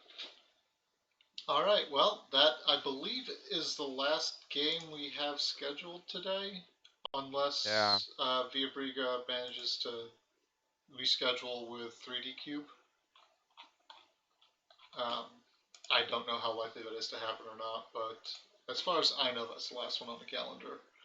Um, so I want to thank both of you for joining me on this. It was a blast. More the merrier. Yeah, thank you for having me. Um, and I guess we're looking at there should be. Oh, we need to wait for that game to get rescheduled before we know the next round, don't we? Because we've seen. Yeah, Villabrigas is the last game for the round. So hopefully that gets done and we can move into the next round. And someone gets that much closer to eating tasty, tasty ham. And it might be Yeah. crane. I'd be sad if it was Crane, but No, it that's, won't. that's just my bias.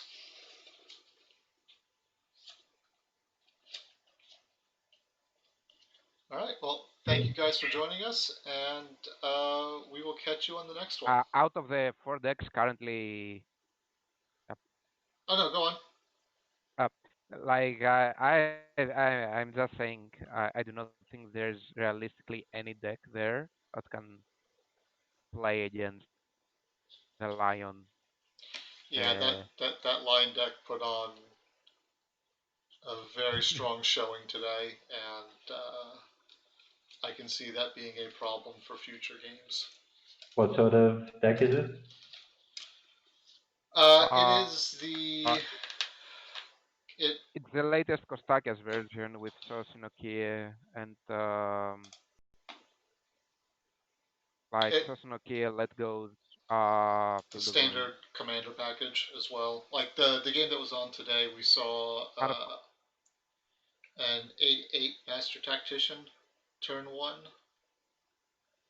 that drew all the cards and then stuck around because of the call to wars, and then we no, saw an that's the classic, but like yes, it runs City of the Rich Frog, the Obstinate Recruit package, uh, so 6 0 coster, and the big no, brain play for it is using Shoshinike to flip the spectral visitations to I don't know if you saw it, but there was such a game in top 16, I turn didn't see one. it. It I'm was just like I remember that's what you told me that if you flip yeah, visitations on command, you straighten your guy that just broke a province, and then you have an extra body for defense, and you can just do all the things. Yeah, yeah. yeah, that was the Is it if it's on Rich Frog? Is it running? Um, no, no. Then it can't be running. What's the name again? The Sacrifice Void Province. Uh, Weight of duty. Yeah, Void ODD. But if it's on Spectral for Earth, it probably isn't running any other Void Province. Hang on, I can actually pull it up and tell you. no, it's Spectral City. What I've heard, the row is still considered because like Art of War is also considered, etc. So it is Fertile Field, But Spectral yeah, Visitation, Into the Forbidden City, City of the Rich Frog, and Art of War. wait, let Yeah, yeah. me It had to be one actually. for yeah for Soshinikia. Yeah. Um, Yeah, can you open it? I mean, I think Yeah.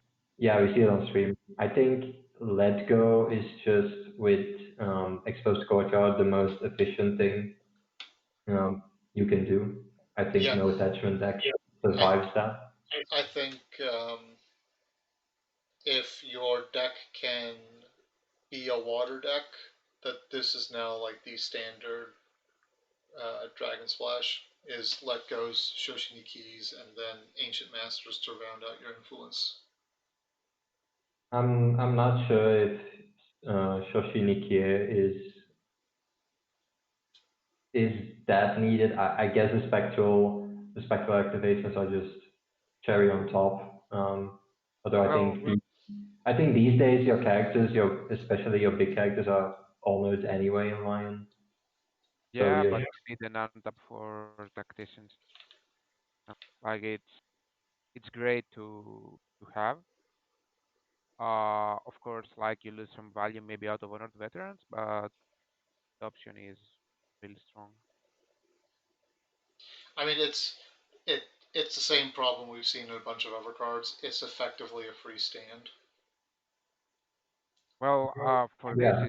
it can be way more than a free stand.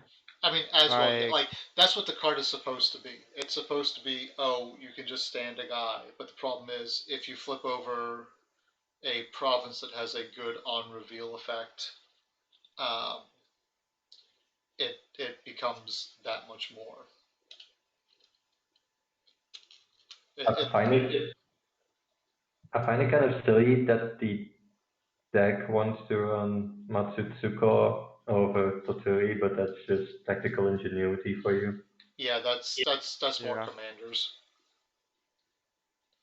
and also I don't I don't necessarily agree that you need another commander when you're probably just going to buy either Master Tactician or Motso anyway. But well, I think I think my value pick would be more to Toturi because he does more in other situations. But I don't know. well, I feel like Toturi's a less aggressive pick. Um, then again, with the military numbers that Line can put up, Suko's ability is not always necessary. Although it can be used to get can be political used. breaks. Uh, yeah, yeah, she's the definitely political. main So thing is, this deck was built with a thought process of I'm already winning the late game, so there is no reason to be greedy and play a Toturi, and I can play a Tsuko and instead take early tempo, because she can threaten on both rings no matter what. So it forces a different approach by the opponent. That's all. Like currently, Lion is by far the strongest late game clan, and this deck admits that and moves on with that in mind, kind of. I I think after the restricted list, Lion is just the strongest plan. Yeah, I agree. I think so too. Then it's Crane. Still Crane? I think so. Could be Maybe. wrong. Crab. Nope. Lost a lot. No, No it's not. way. I'd put Unicorn above Crab right now, and And that sounds I think crazy, but yeah. Scorpion definitely fell more than just one slot. This is something I'd like to discuss the unicorn in the current meta because I've from what I've seen from the few unicorn decks that I encountered, the camel what it can do when it comes to like just late game and value, it's really scary. But I don't know what other people's uh, So experience with that has been. in the game yesterday, was it? I think it was yesterday. Um, or it was in some game I streamed. I don't know if it was yesterday or not. The Yesterday, yeah. Yeah, the combo lock benefactor generated like 5 or 6 fate worth of cards in turn one. Because I've had a game where I was playing against the Tetsuko, and then it had the camel as backup, and he was like playing 8 cards at Yeah, -1 fate, no, no, it and was I was playing everything at +1, and was like, well, this is, this is great, right? and then especially because you need the answers to um, you need the answers against the movie against the sent homes. Yeah, so the deck we saw yesterday was running Line Splash and Wind's Path as well. Actually, now that I can It was see a the for deck Greater list, Glory version. I yes, can get by what Tomoya is saying, like some maybe a bit more mid-rangey option would also Yeah, work okay. well I think for. So, I well, so here's the thing that I was going to say, right? If you're like, and we didn't have the deck list yesterday because that was still around one game for the Invitational. okay. This But is a more wide option than I had in mind. yes, Although but this looks like a full aggro list. it is. But I think if you wanted to not run support of the Lion, you can cut out enough cards to include logistics, and with Wind's Path, you can just logistics all the dudes onto it to get a discount off of the com block, and then join and then for Greater Glory for free, and just Well, generate all the value. thing is, instead of doing that, uh, can you just play Prepared Ambush?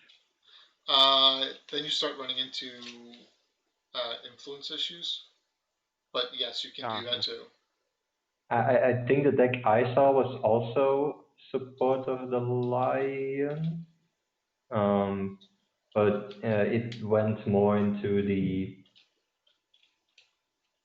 it was running strength in numbers, That's a um, classic card.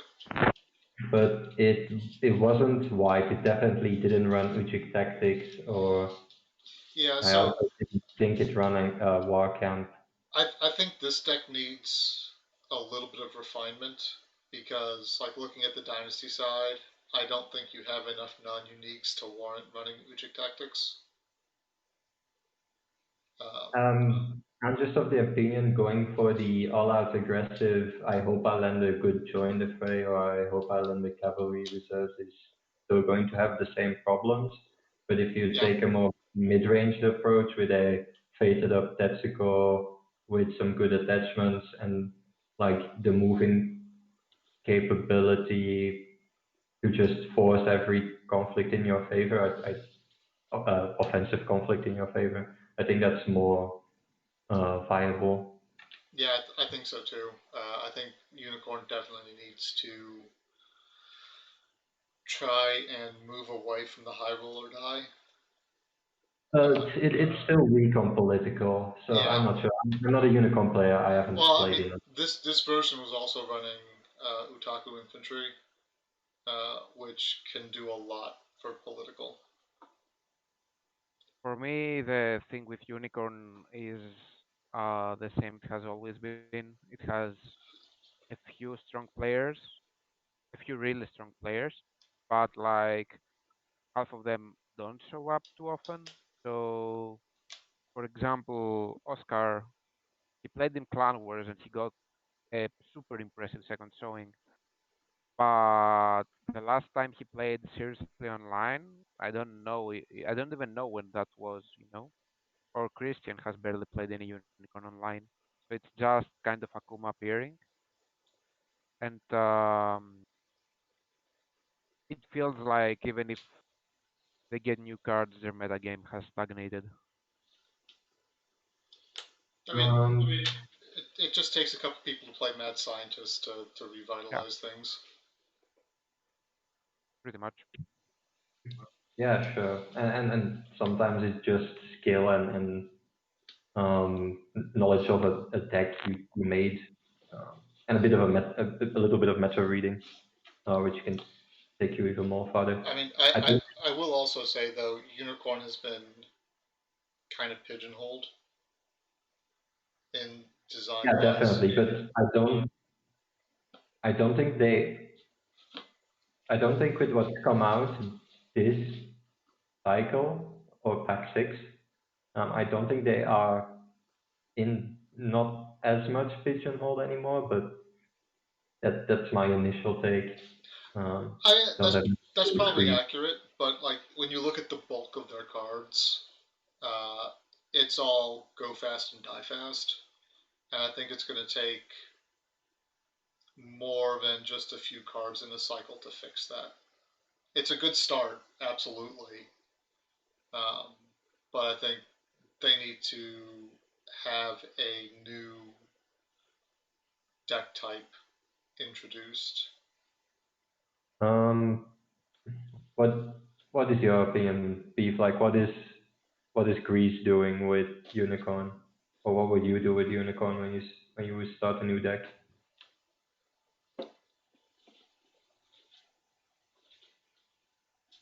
Did we lose Panos?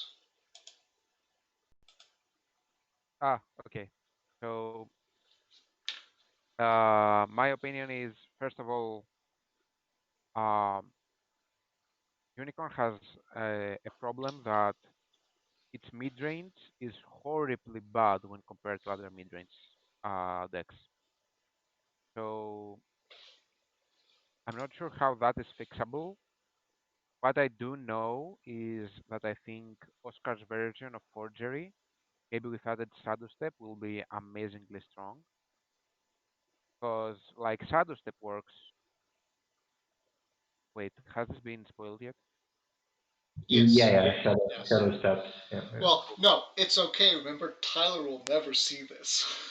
Very true. So even if he does, come on, we are past the point of caring.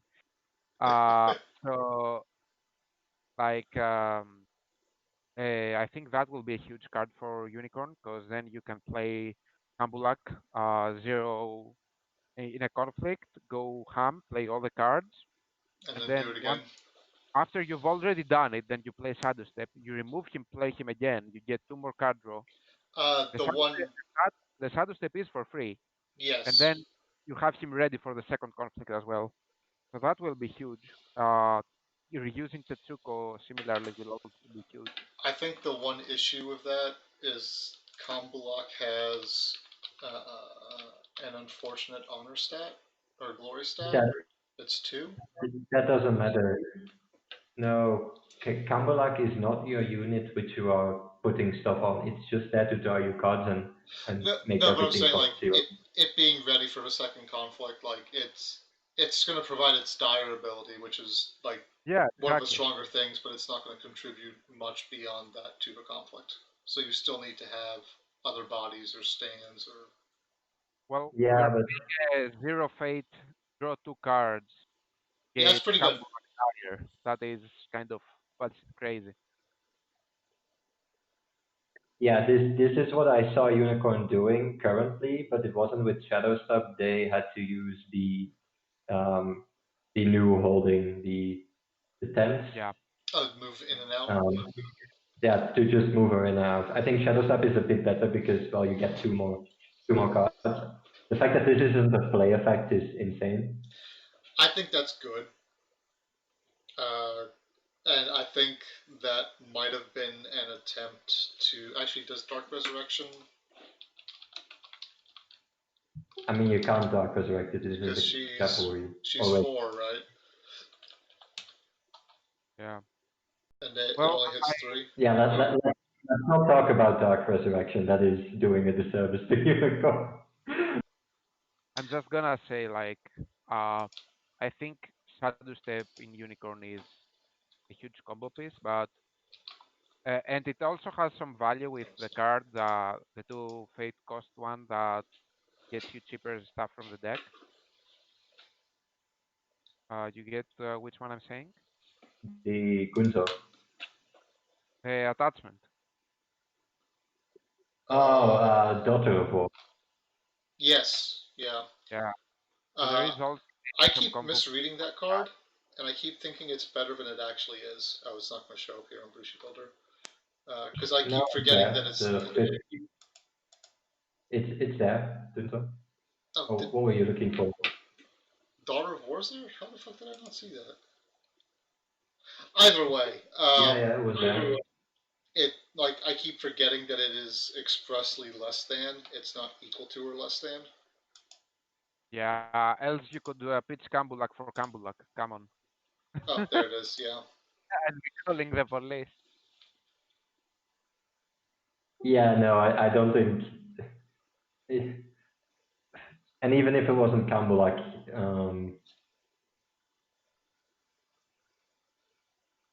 I think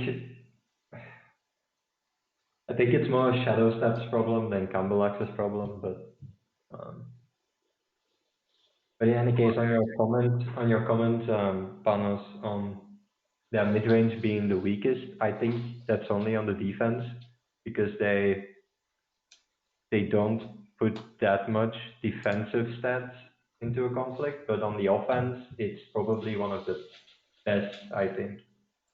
Well, the issue always comes down to can you win the game, right?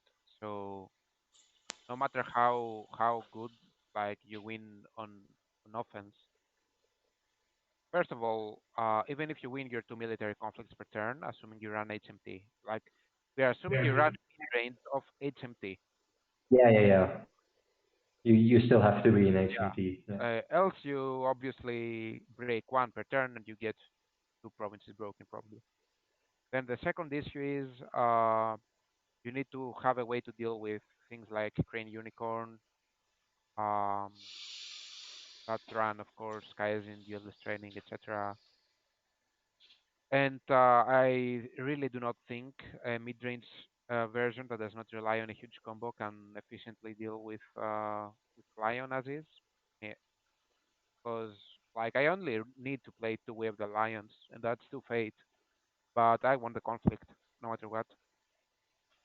You have to Um, So four against plus Lion, boundary plus to break me.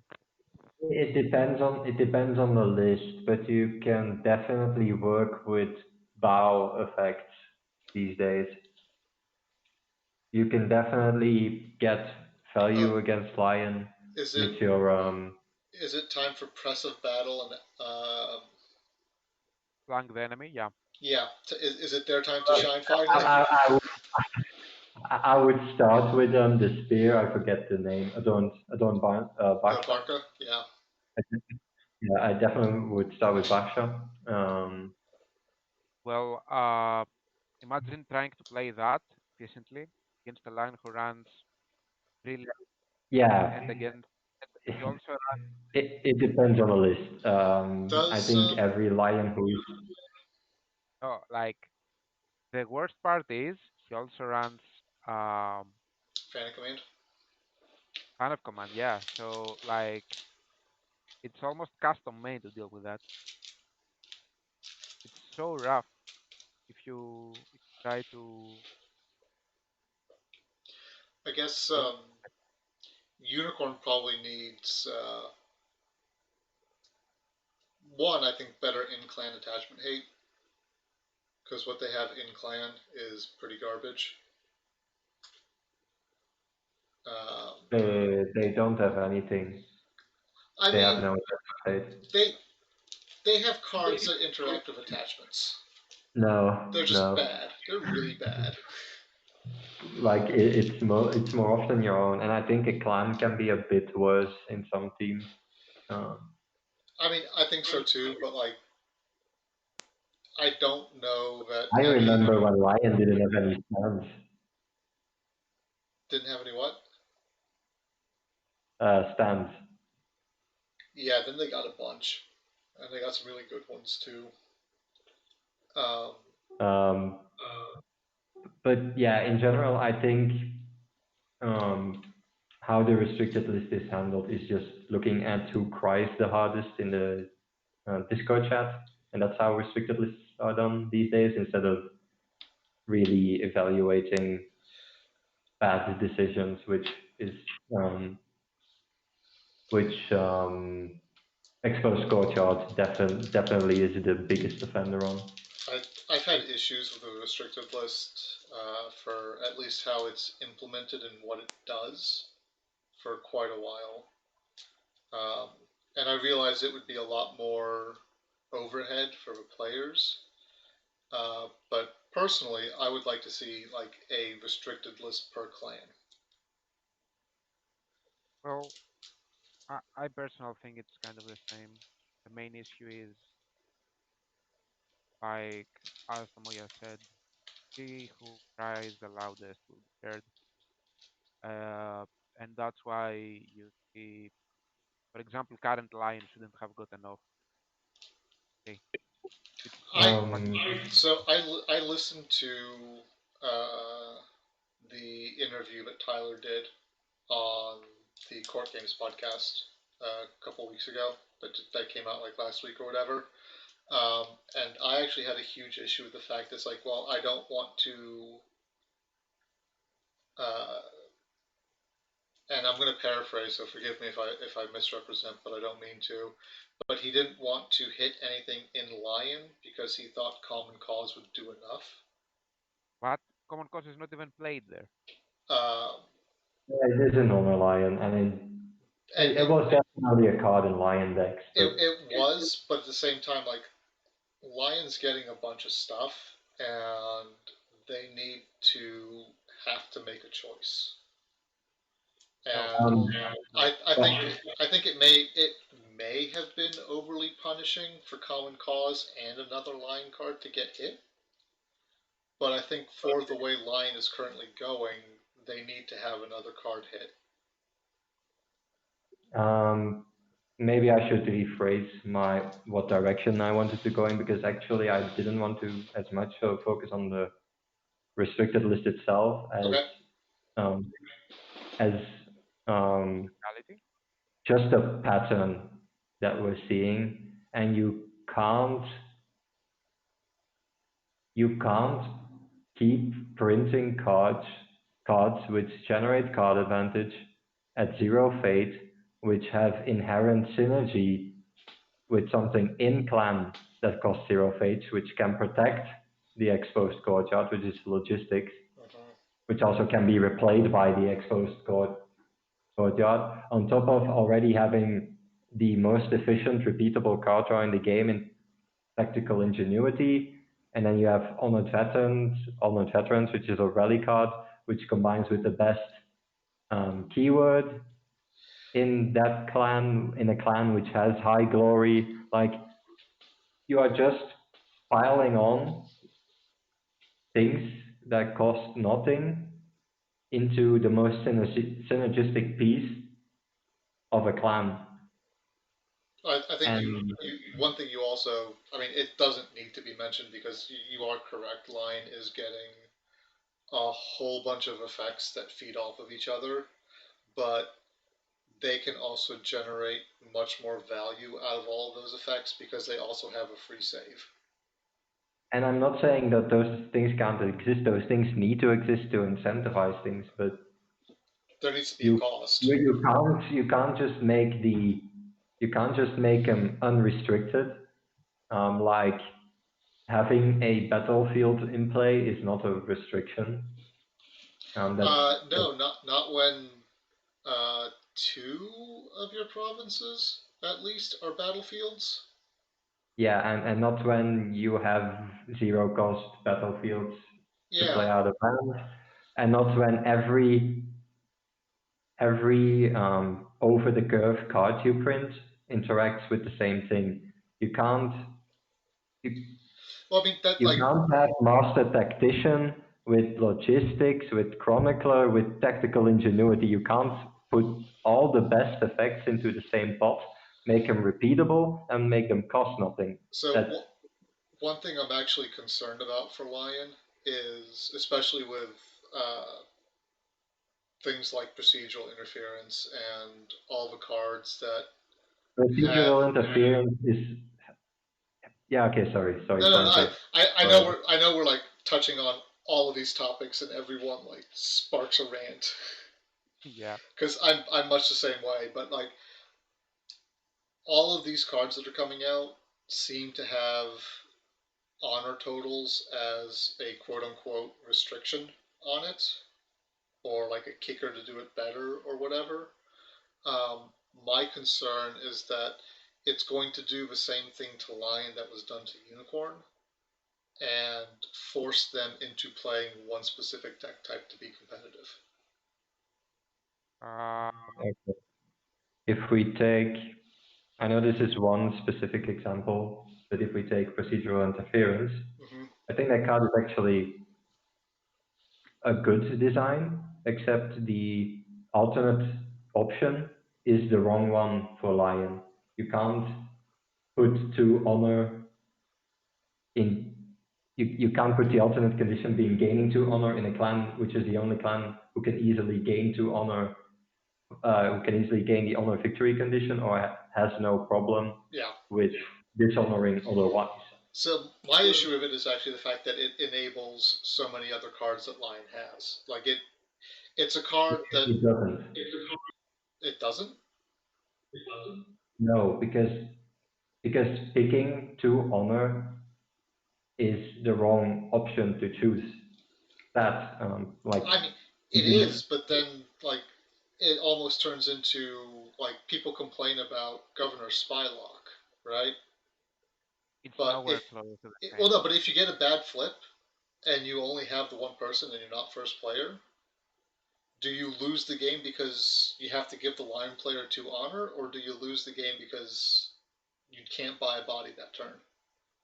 Well, that's only on Honor Lion, and that's if you are not the first player, and that's if you are almost completely out of holdings for that turn. Like Governor Spy does that I know Governor Spy is like not during your a turn. it's not a like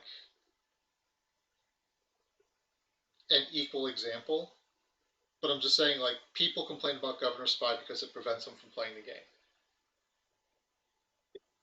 yes, but I don't think procedural interference falls into that category, and I don't think it creates any problems because the card just reads discard all cards in one province.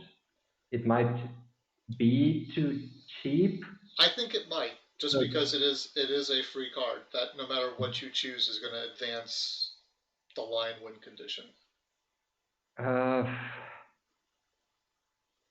yeah, but Season of War also. I think the card is fine. I think it doesn't keep generating value. You can't recur it. It doesn't fit into any archetypes because it does what it does in every archetype.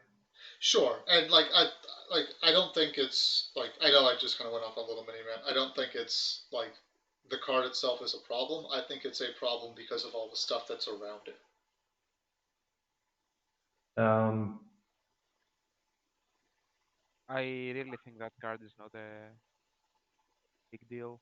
yeah, I mean that's fine too. um, It's a those crippling are tax. new. That's all. Sorry. Nothing else is stable. Crippling tax. That's okay. Yeah, it's basically crippling taxes, and because of what it does for Lion, if you choose the other option doesn't exist. And to be fair, I think most cards in that design space don't have two options.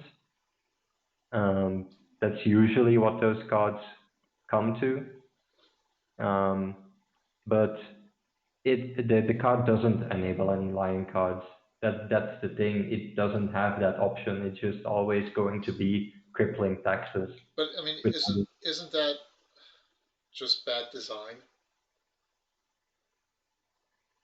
Yeah. yes, Because because you're I think it's like, hey, I mean, it's the same shit that people like. It's the illusion of interaction, Yeah. and it's the illusion of choice. Yes. people are never happy about that. Like I think on for shame, it's okay for the most part, but But in every other instance, it's just bad, or it just feels bad. no, Uh, no, I think the card is perfectly fine as a zero cost discard every card in a province. Like that is an okay card to exist. That is an okay card to include in your deck. I don't think there's any wrong there. The thing Tyler could have done is include an alternate option which doesn't immediately um, interact with Lion's victory condition. Like uh, I'm just I'm just shitting out of my ass, but say choose a character, that character gains +3 political until the end of the round. for example, instead of gaining 2 honor.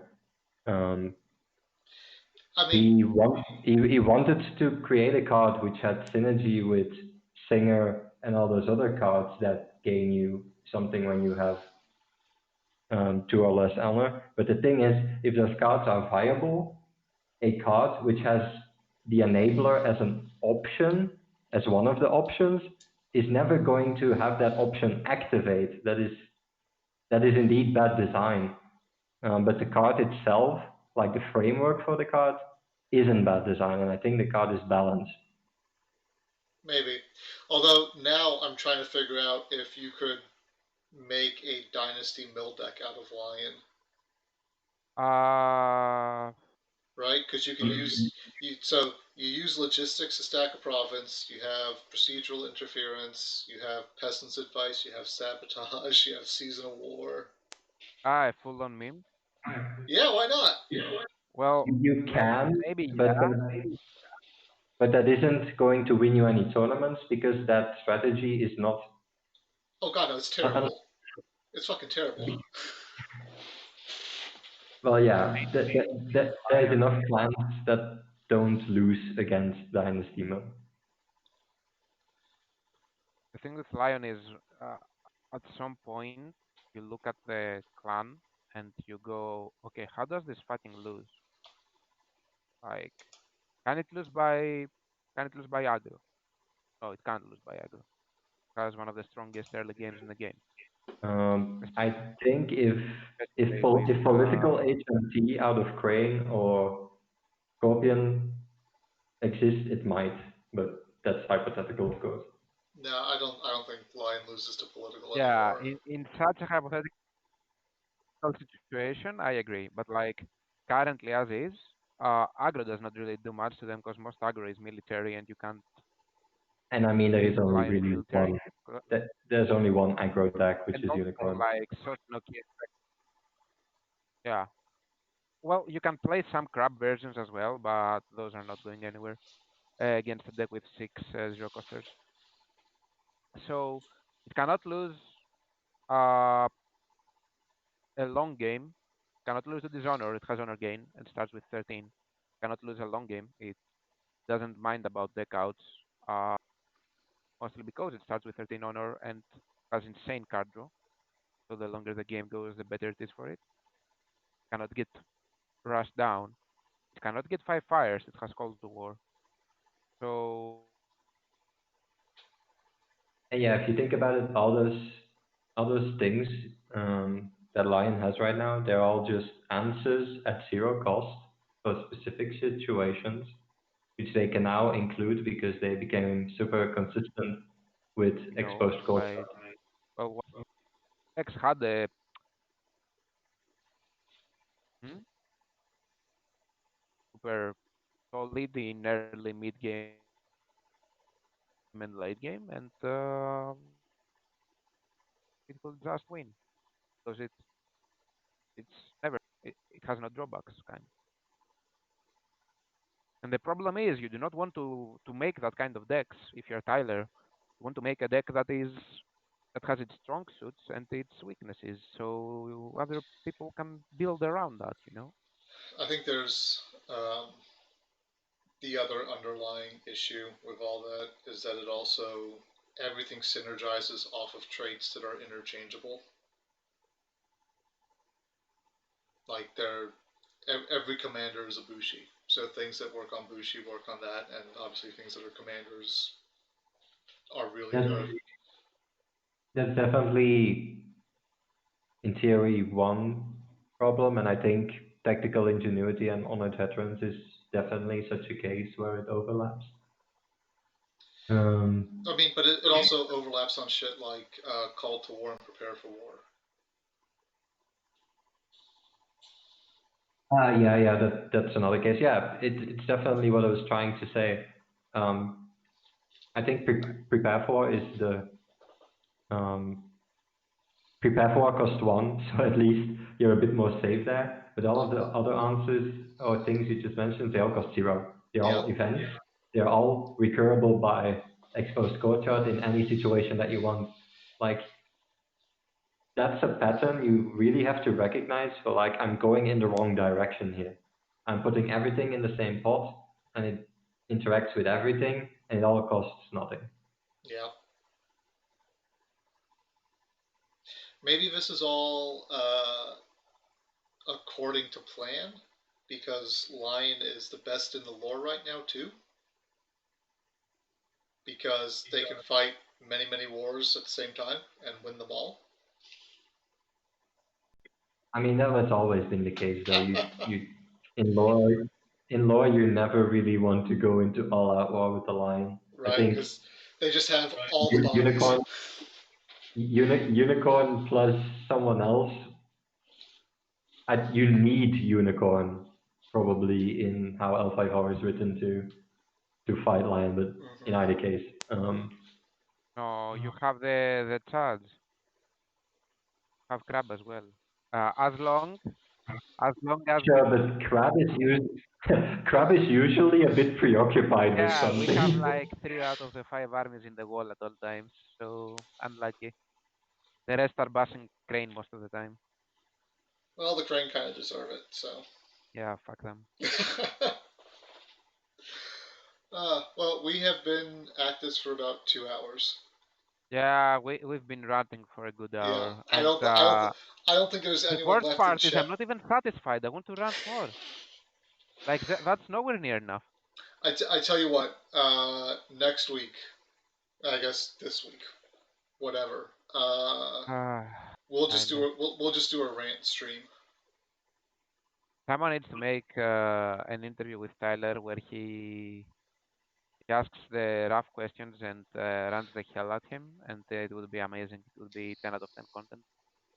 I think it would be very Possibly good. also the end of L5R, but 10 out of 10 content. I mean, it's like I I very much appreciate Tyler's community engagement, because he is always like we've got the LCG feedback channel. He helps out in the Yeah. rules forum occasionally. He does interviews. He does a lot for the community, and it's very much appreciated. Um, I just wish sometimes harder questions would be asked, and that those questions would be answered in a straightforward manner. And I know that's also because Tyler, like, he's in a weird spot in that he has to answer the questions in the way he answers them. Um, Yeah, I don't think it's always it's often a circumstantial thing because like he clearly you can't talk about stuff that's coming out. He can't say, "Oh yeah, no, I completely fucked this up. I shouldn't have done it," because he just can't say that. Well, Um, indeed. and even I stuff didn't. like procedural interference. I didn't expect take up command to be. The fan of command to be used in towers. Like, if that's not, sorry, I fucked up. What is it? wait, which card? Fan of command. Fan command. Like, if you Yeah. say I mean, I think in fan his of head, command is used in fan towers, of I think in his head, fan of command still reads ready another bushy. maybe, It's yeah. it's a shame that didn't make it to the card then.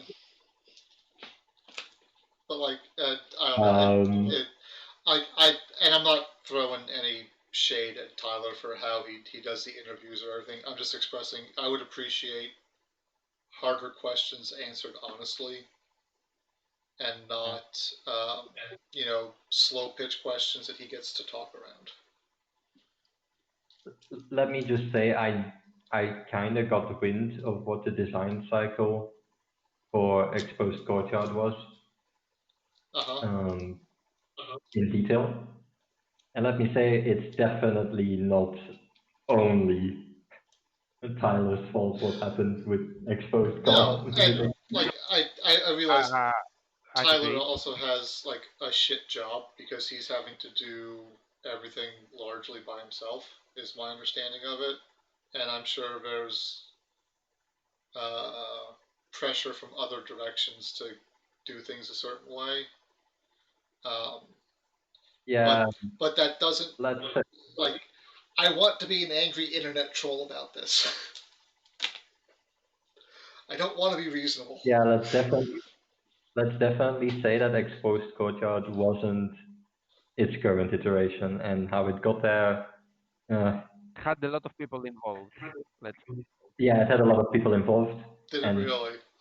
yeah. and the new cards proposed was the designer's fault because he listened, but then he didn't listen when people say, "Well, no, we shouldn't print this." So it is kind It of was weird. also his fault, partly, in a significant part actually, but no.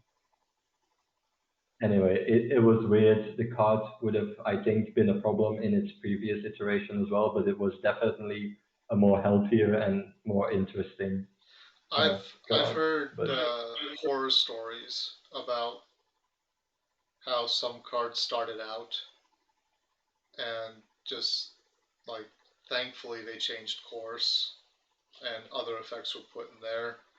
I You guess heard about Soju 2? say that again. Have you heard about Soju 2?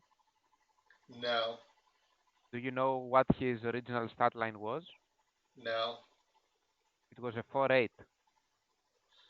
Same effect. So here, like that's just a terrible fucking idea to begin with. And my It got biggest 12 base stats. 12. my biggest like irrational rant about Shouju 2 is that he lost the fucking Bushi trait. I mean, you can't fight while you sit on the throne, right? That's just no one can question you. So why do you need a sword? But Cause you don't forget how to be a fucking samurai because you get put in charge. but Bushi is not samurai. Well, I you know might Bushi's put on not samurai, but compound. like, are there any other? I'm curious now. I I do mean, as an emperor. No, I'm just technically curious there now are a lot of. if there's any dash military Bushi in the game. I would assume not, but and I mean Bushi is not samurai technically. I know Bushi samurai or Bushi courtier and Shugenja are um, all the samurai class. If we are talking if we are talking historical Japan, samurai would have definitely always been Bushi, but We are talking not about We're talking magic samurai here, so all bets are off for accuracy. AKA best samurai. Okay, so far it's looking like there are no dash military Bushi. There are none. Yeah, I can answer that. But you know, he lost his edge. So here's a question that I've been. I guess that's canon now. What's that? It's canon. He lost his edge. Yeah, I guess he. I mean, he got. So this is another thing I've had issues with in the lore. Um, we didn't see any of the Crane Clan coup because that's really what it was. Um, from Shoju's perspective. And leading up to this point, he's always been portrayed as a master manipulator, has all the information, has a massive spy network, knows everything that happens, and then managed to get caught flat-footed by this. Mm, that's not entirely true. I think the the the talk with Kachiko and like threatening her and learning that she was she knew the truth about Satori and what happened with the edict and such. I think that was part of Soju's perspective, right?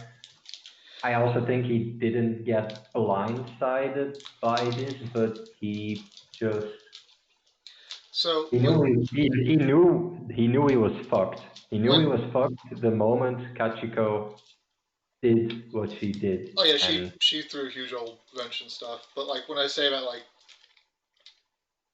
he didn't have any answers or retorts or anything when Yoshi was throwing around the accusations in court. Like the I way see. I read that, he was completely surprised by that. And I know all Uh, this can be addressed in future Imagine fictions. having actual part in the lore. I mean, that's a separate thing. Okay, so here's what we're gonna do, because otherwise we're gonna be at this all night. Sometime this week, let's set up a rant stream. Can we get Tyler on it?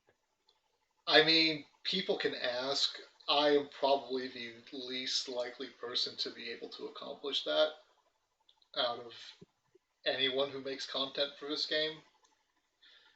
I Because don't I don't know if I want to do a rant stream. I just would what I would like to do is try and identify the problems and try and list out, okay, what is exactly a problem with this card, and so maybe do something constructive. you But you you say that, and I actually have been thinking about this, and I think it's possible to do. Um, that you can literally set up a mechanical checklist to run a card against to see if it's a problem. Is it a floodgate?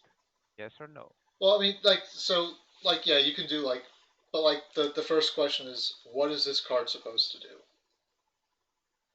and get a definitive answer on that. That may not be useful for like non-design people to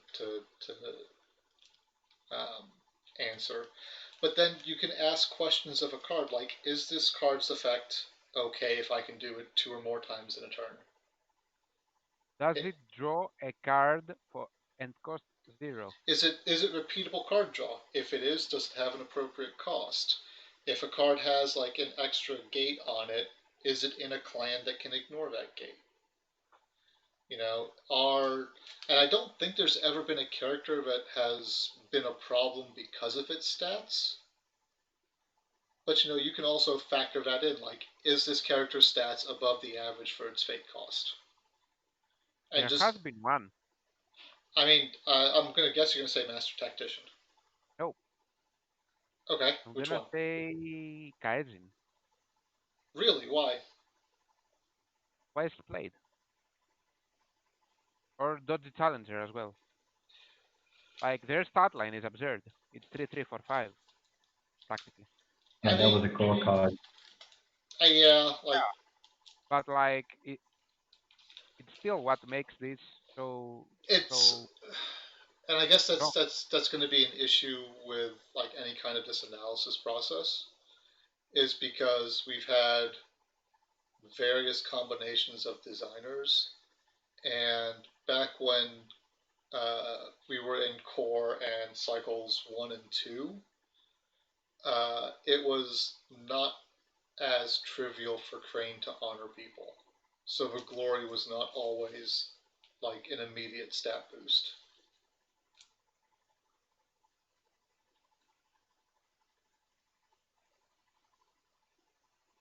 In general, like there are many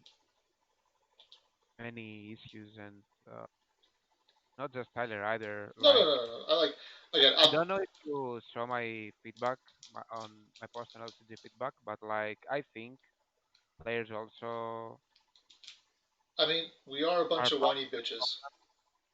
like we are a bunch of whiny bitches. That's one, but also like many people have realized that what Omoya said before, that he who whines hardest wins the RL, is true.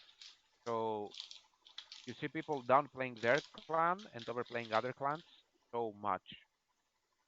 Yeah, but hasn't that basically always been the case for L5R because of clan loyalty, where Well, your clan is always fine, it's always someone else is a problem for the game. I don't think so. Phoenix players admitted to being the strongest clan in the game for 9 months straight. Uh, then they got nerfed, nerfed, and on Pack 5 they stopped being the strongest clan in the game. But like So for example, Planet was thinking that Crane is the strongest in the game even before Pack 6 and the restricted list. Planet is probably the best Crane, and he was That's thinking what I'm that, saying. I think but he didn't say it to anyone, not even to me. Because like, if you say that and then people say it, then Crane might be hit. We wouldn't have had Pack 6 meta. that's why we need to make sure that we need to move the argument or the conversation away from what clan is doing the best and what clan am I losing against to identifying problem cards and how they interact.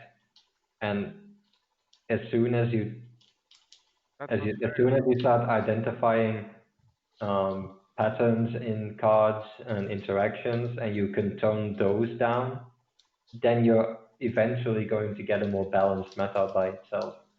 Well, Um, if you do that though, and you get ready for a Samura or Tetsuko, for example, then you don't have Unicorn. So like that's impossible. You can't evaluate of what course, you that also, yeah, okay, that needs to happen on the side of buffing cards during design, as well as not creating exposed courtyard. But yeah, it's difficult uh, for current clans. I think um, one of the easiest things to get rid of current design is unlimited on abilities. Like just don't create a constant ability, or if you do, make sure it is as low impact as possible, that it's like the level of a honor general's +1 effect. Like, don't put draw cards on unlimited, don't put gain honor on unlimited, or even 2. Don't put everything your opponent can play costs 1 more for unlimited, because that's just insane. I mean, blanket effects are Yeah. strong, but like, is like, just for the sake of asking, is Cooney Labs a problem card? It's restricted, no. Well, no, I mean, I know like currently it's restricted, so but it's fine. But like, as like to like, I guess extend that conversation of unlimited or blanket effects. Yeah. Yeah, Like, is there's Cooney Labs a problem? definitely, it's a dangerous card. And why is it dangerous? Because it's a card that's always going to be active for crab because of their tools, and because from time to time, if they need it, they can even get past the restriction um, of paying the quote unquote cost of Mm-hmm. 1 honor for it. So it's a dangerous card. Is it a problem card? I haven't seen it in the meta because it has been restricted. So I can't currently say, but it does definitely fall under the. I need to watch when I create this type of card. I need to Because watch that. I very much agree. Like, Tetsuko is maybe not on the same level, but definitely in the same realm of things like Master Gisitoshi, Guest of Honor, and Tadaka. And so it's not an okay effect because it's an effect that says you don't get to play the game, and that's just not fun. Why am I sitting in front of someone when I don't get to play the game? Um, but it's allowed to exist because Unicorn is not great. Is probably an accurate way of putting it, and they've never been great, and they've never been super oppressive. Um, yeah, I They think have when it comes to Tetsuko, if Unicorn would get into the meta, if I were able to easily adjust cards then I would just errata Tetsuko to be limited by twice per conflict or something. That would be my first initial redesign of a card. But at the moment, we're not in most card games with L5R where there's a yearly or bi-yearly update to the card pool. Yeah, I think. As in rotation.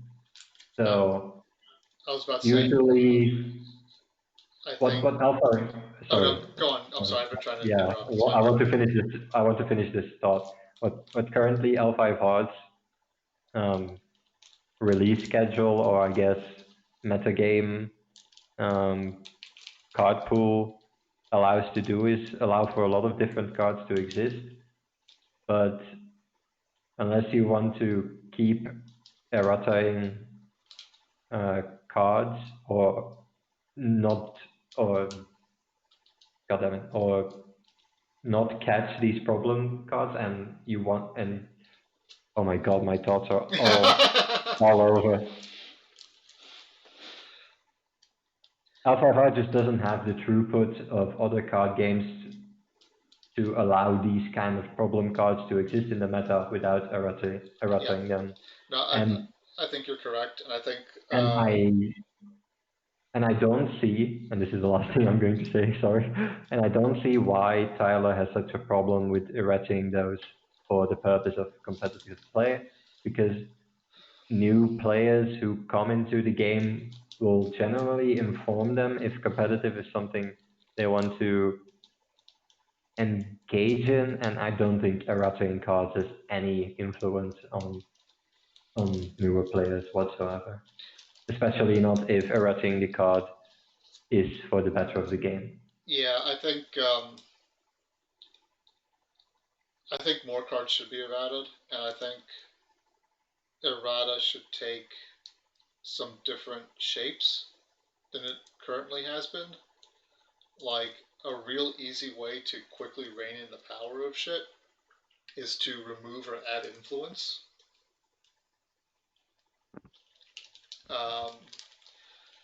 I think I have to imagine that his philosophy on what's okay to errata and when it's okay to errata is one of those things that's being pressured from outside him. Because I think you're right. Like, if you're going to play this game competitively, you just fucking deal with the errata. Especially if the errata takes the shape of deck building errata and not play errata. Yeah, I'm actually more for allowing different decks to exist, but and just not have a restricted list. I think you need. I think some concepts will be inherently so broken that you might need to ban them regardless. But I think it would just be healthier to errata cards to be nerfed or buffed rather than have the restricted list be as it is and allow concepts to exist. Sorry, just one thing. I Yeah, go gotta for it. go. So, I'll be super up for such a discussion in the middle of the week or like. Yeah, no, let's try it I'll be tomorrow. there. You're more than welcome to as well if we want to try and schedule time to have a Perfect. productive conversation about what makes a problem card and what doesn't, and see if some kind of consensus can come out of that. So, see you. All right, man. Take care. Bye. I guess we'll wrap it up here since we're now at 2.5 hours. Yeah, it was my intention to come here and talk, so I'm sorry if I extended you it by just a bit too much. And you just thought you were going to comment on one game. Instead, we got to commentate on 2 games and then have a nice rambling discussion afterwards. No, but I had fun. Yeah, I mean, this is. Go ahead. No, I said I had fun and had a lot of fun, and thank you for hopping in on it. I always enjoy talking to people that have different ideas than I do about the game, because it's how you get better ideas. Yeah, I just love doing this in general, and I should really push myself to do more of it. But yeah, if you want to do this next week or so, I'm basically available. I have my time off until Okay, the new year, so awesome. I know I'm off all this week as well. So yeah, no, we'll definitely try and get something scheduled up and see if we can come up with an evaluation tool. All right, well, if you've made it to the end of this video, congratulations. Because it's a long one, and it started off as one thing, became a different thing, and then became another different thing. So we went all kinds of wild and wacky. So thank you for coming along for the ride, and we'll catch you in the next one. Bye. bye.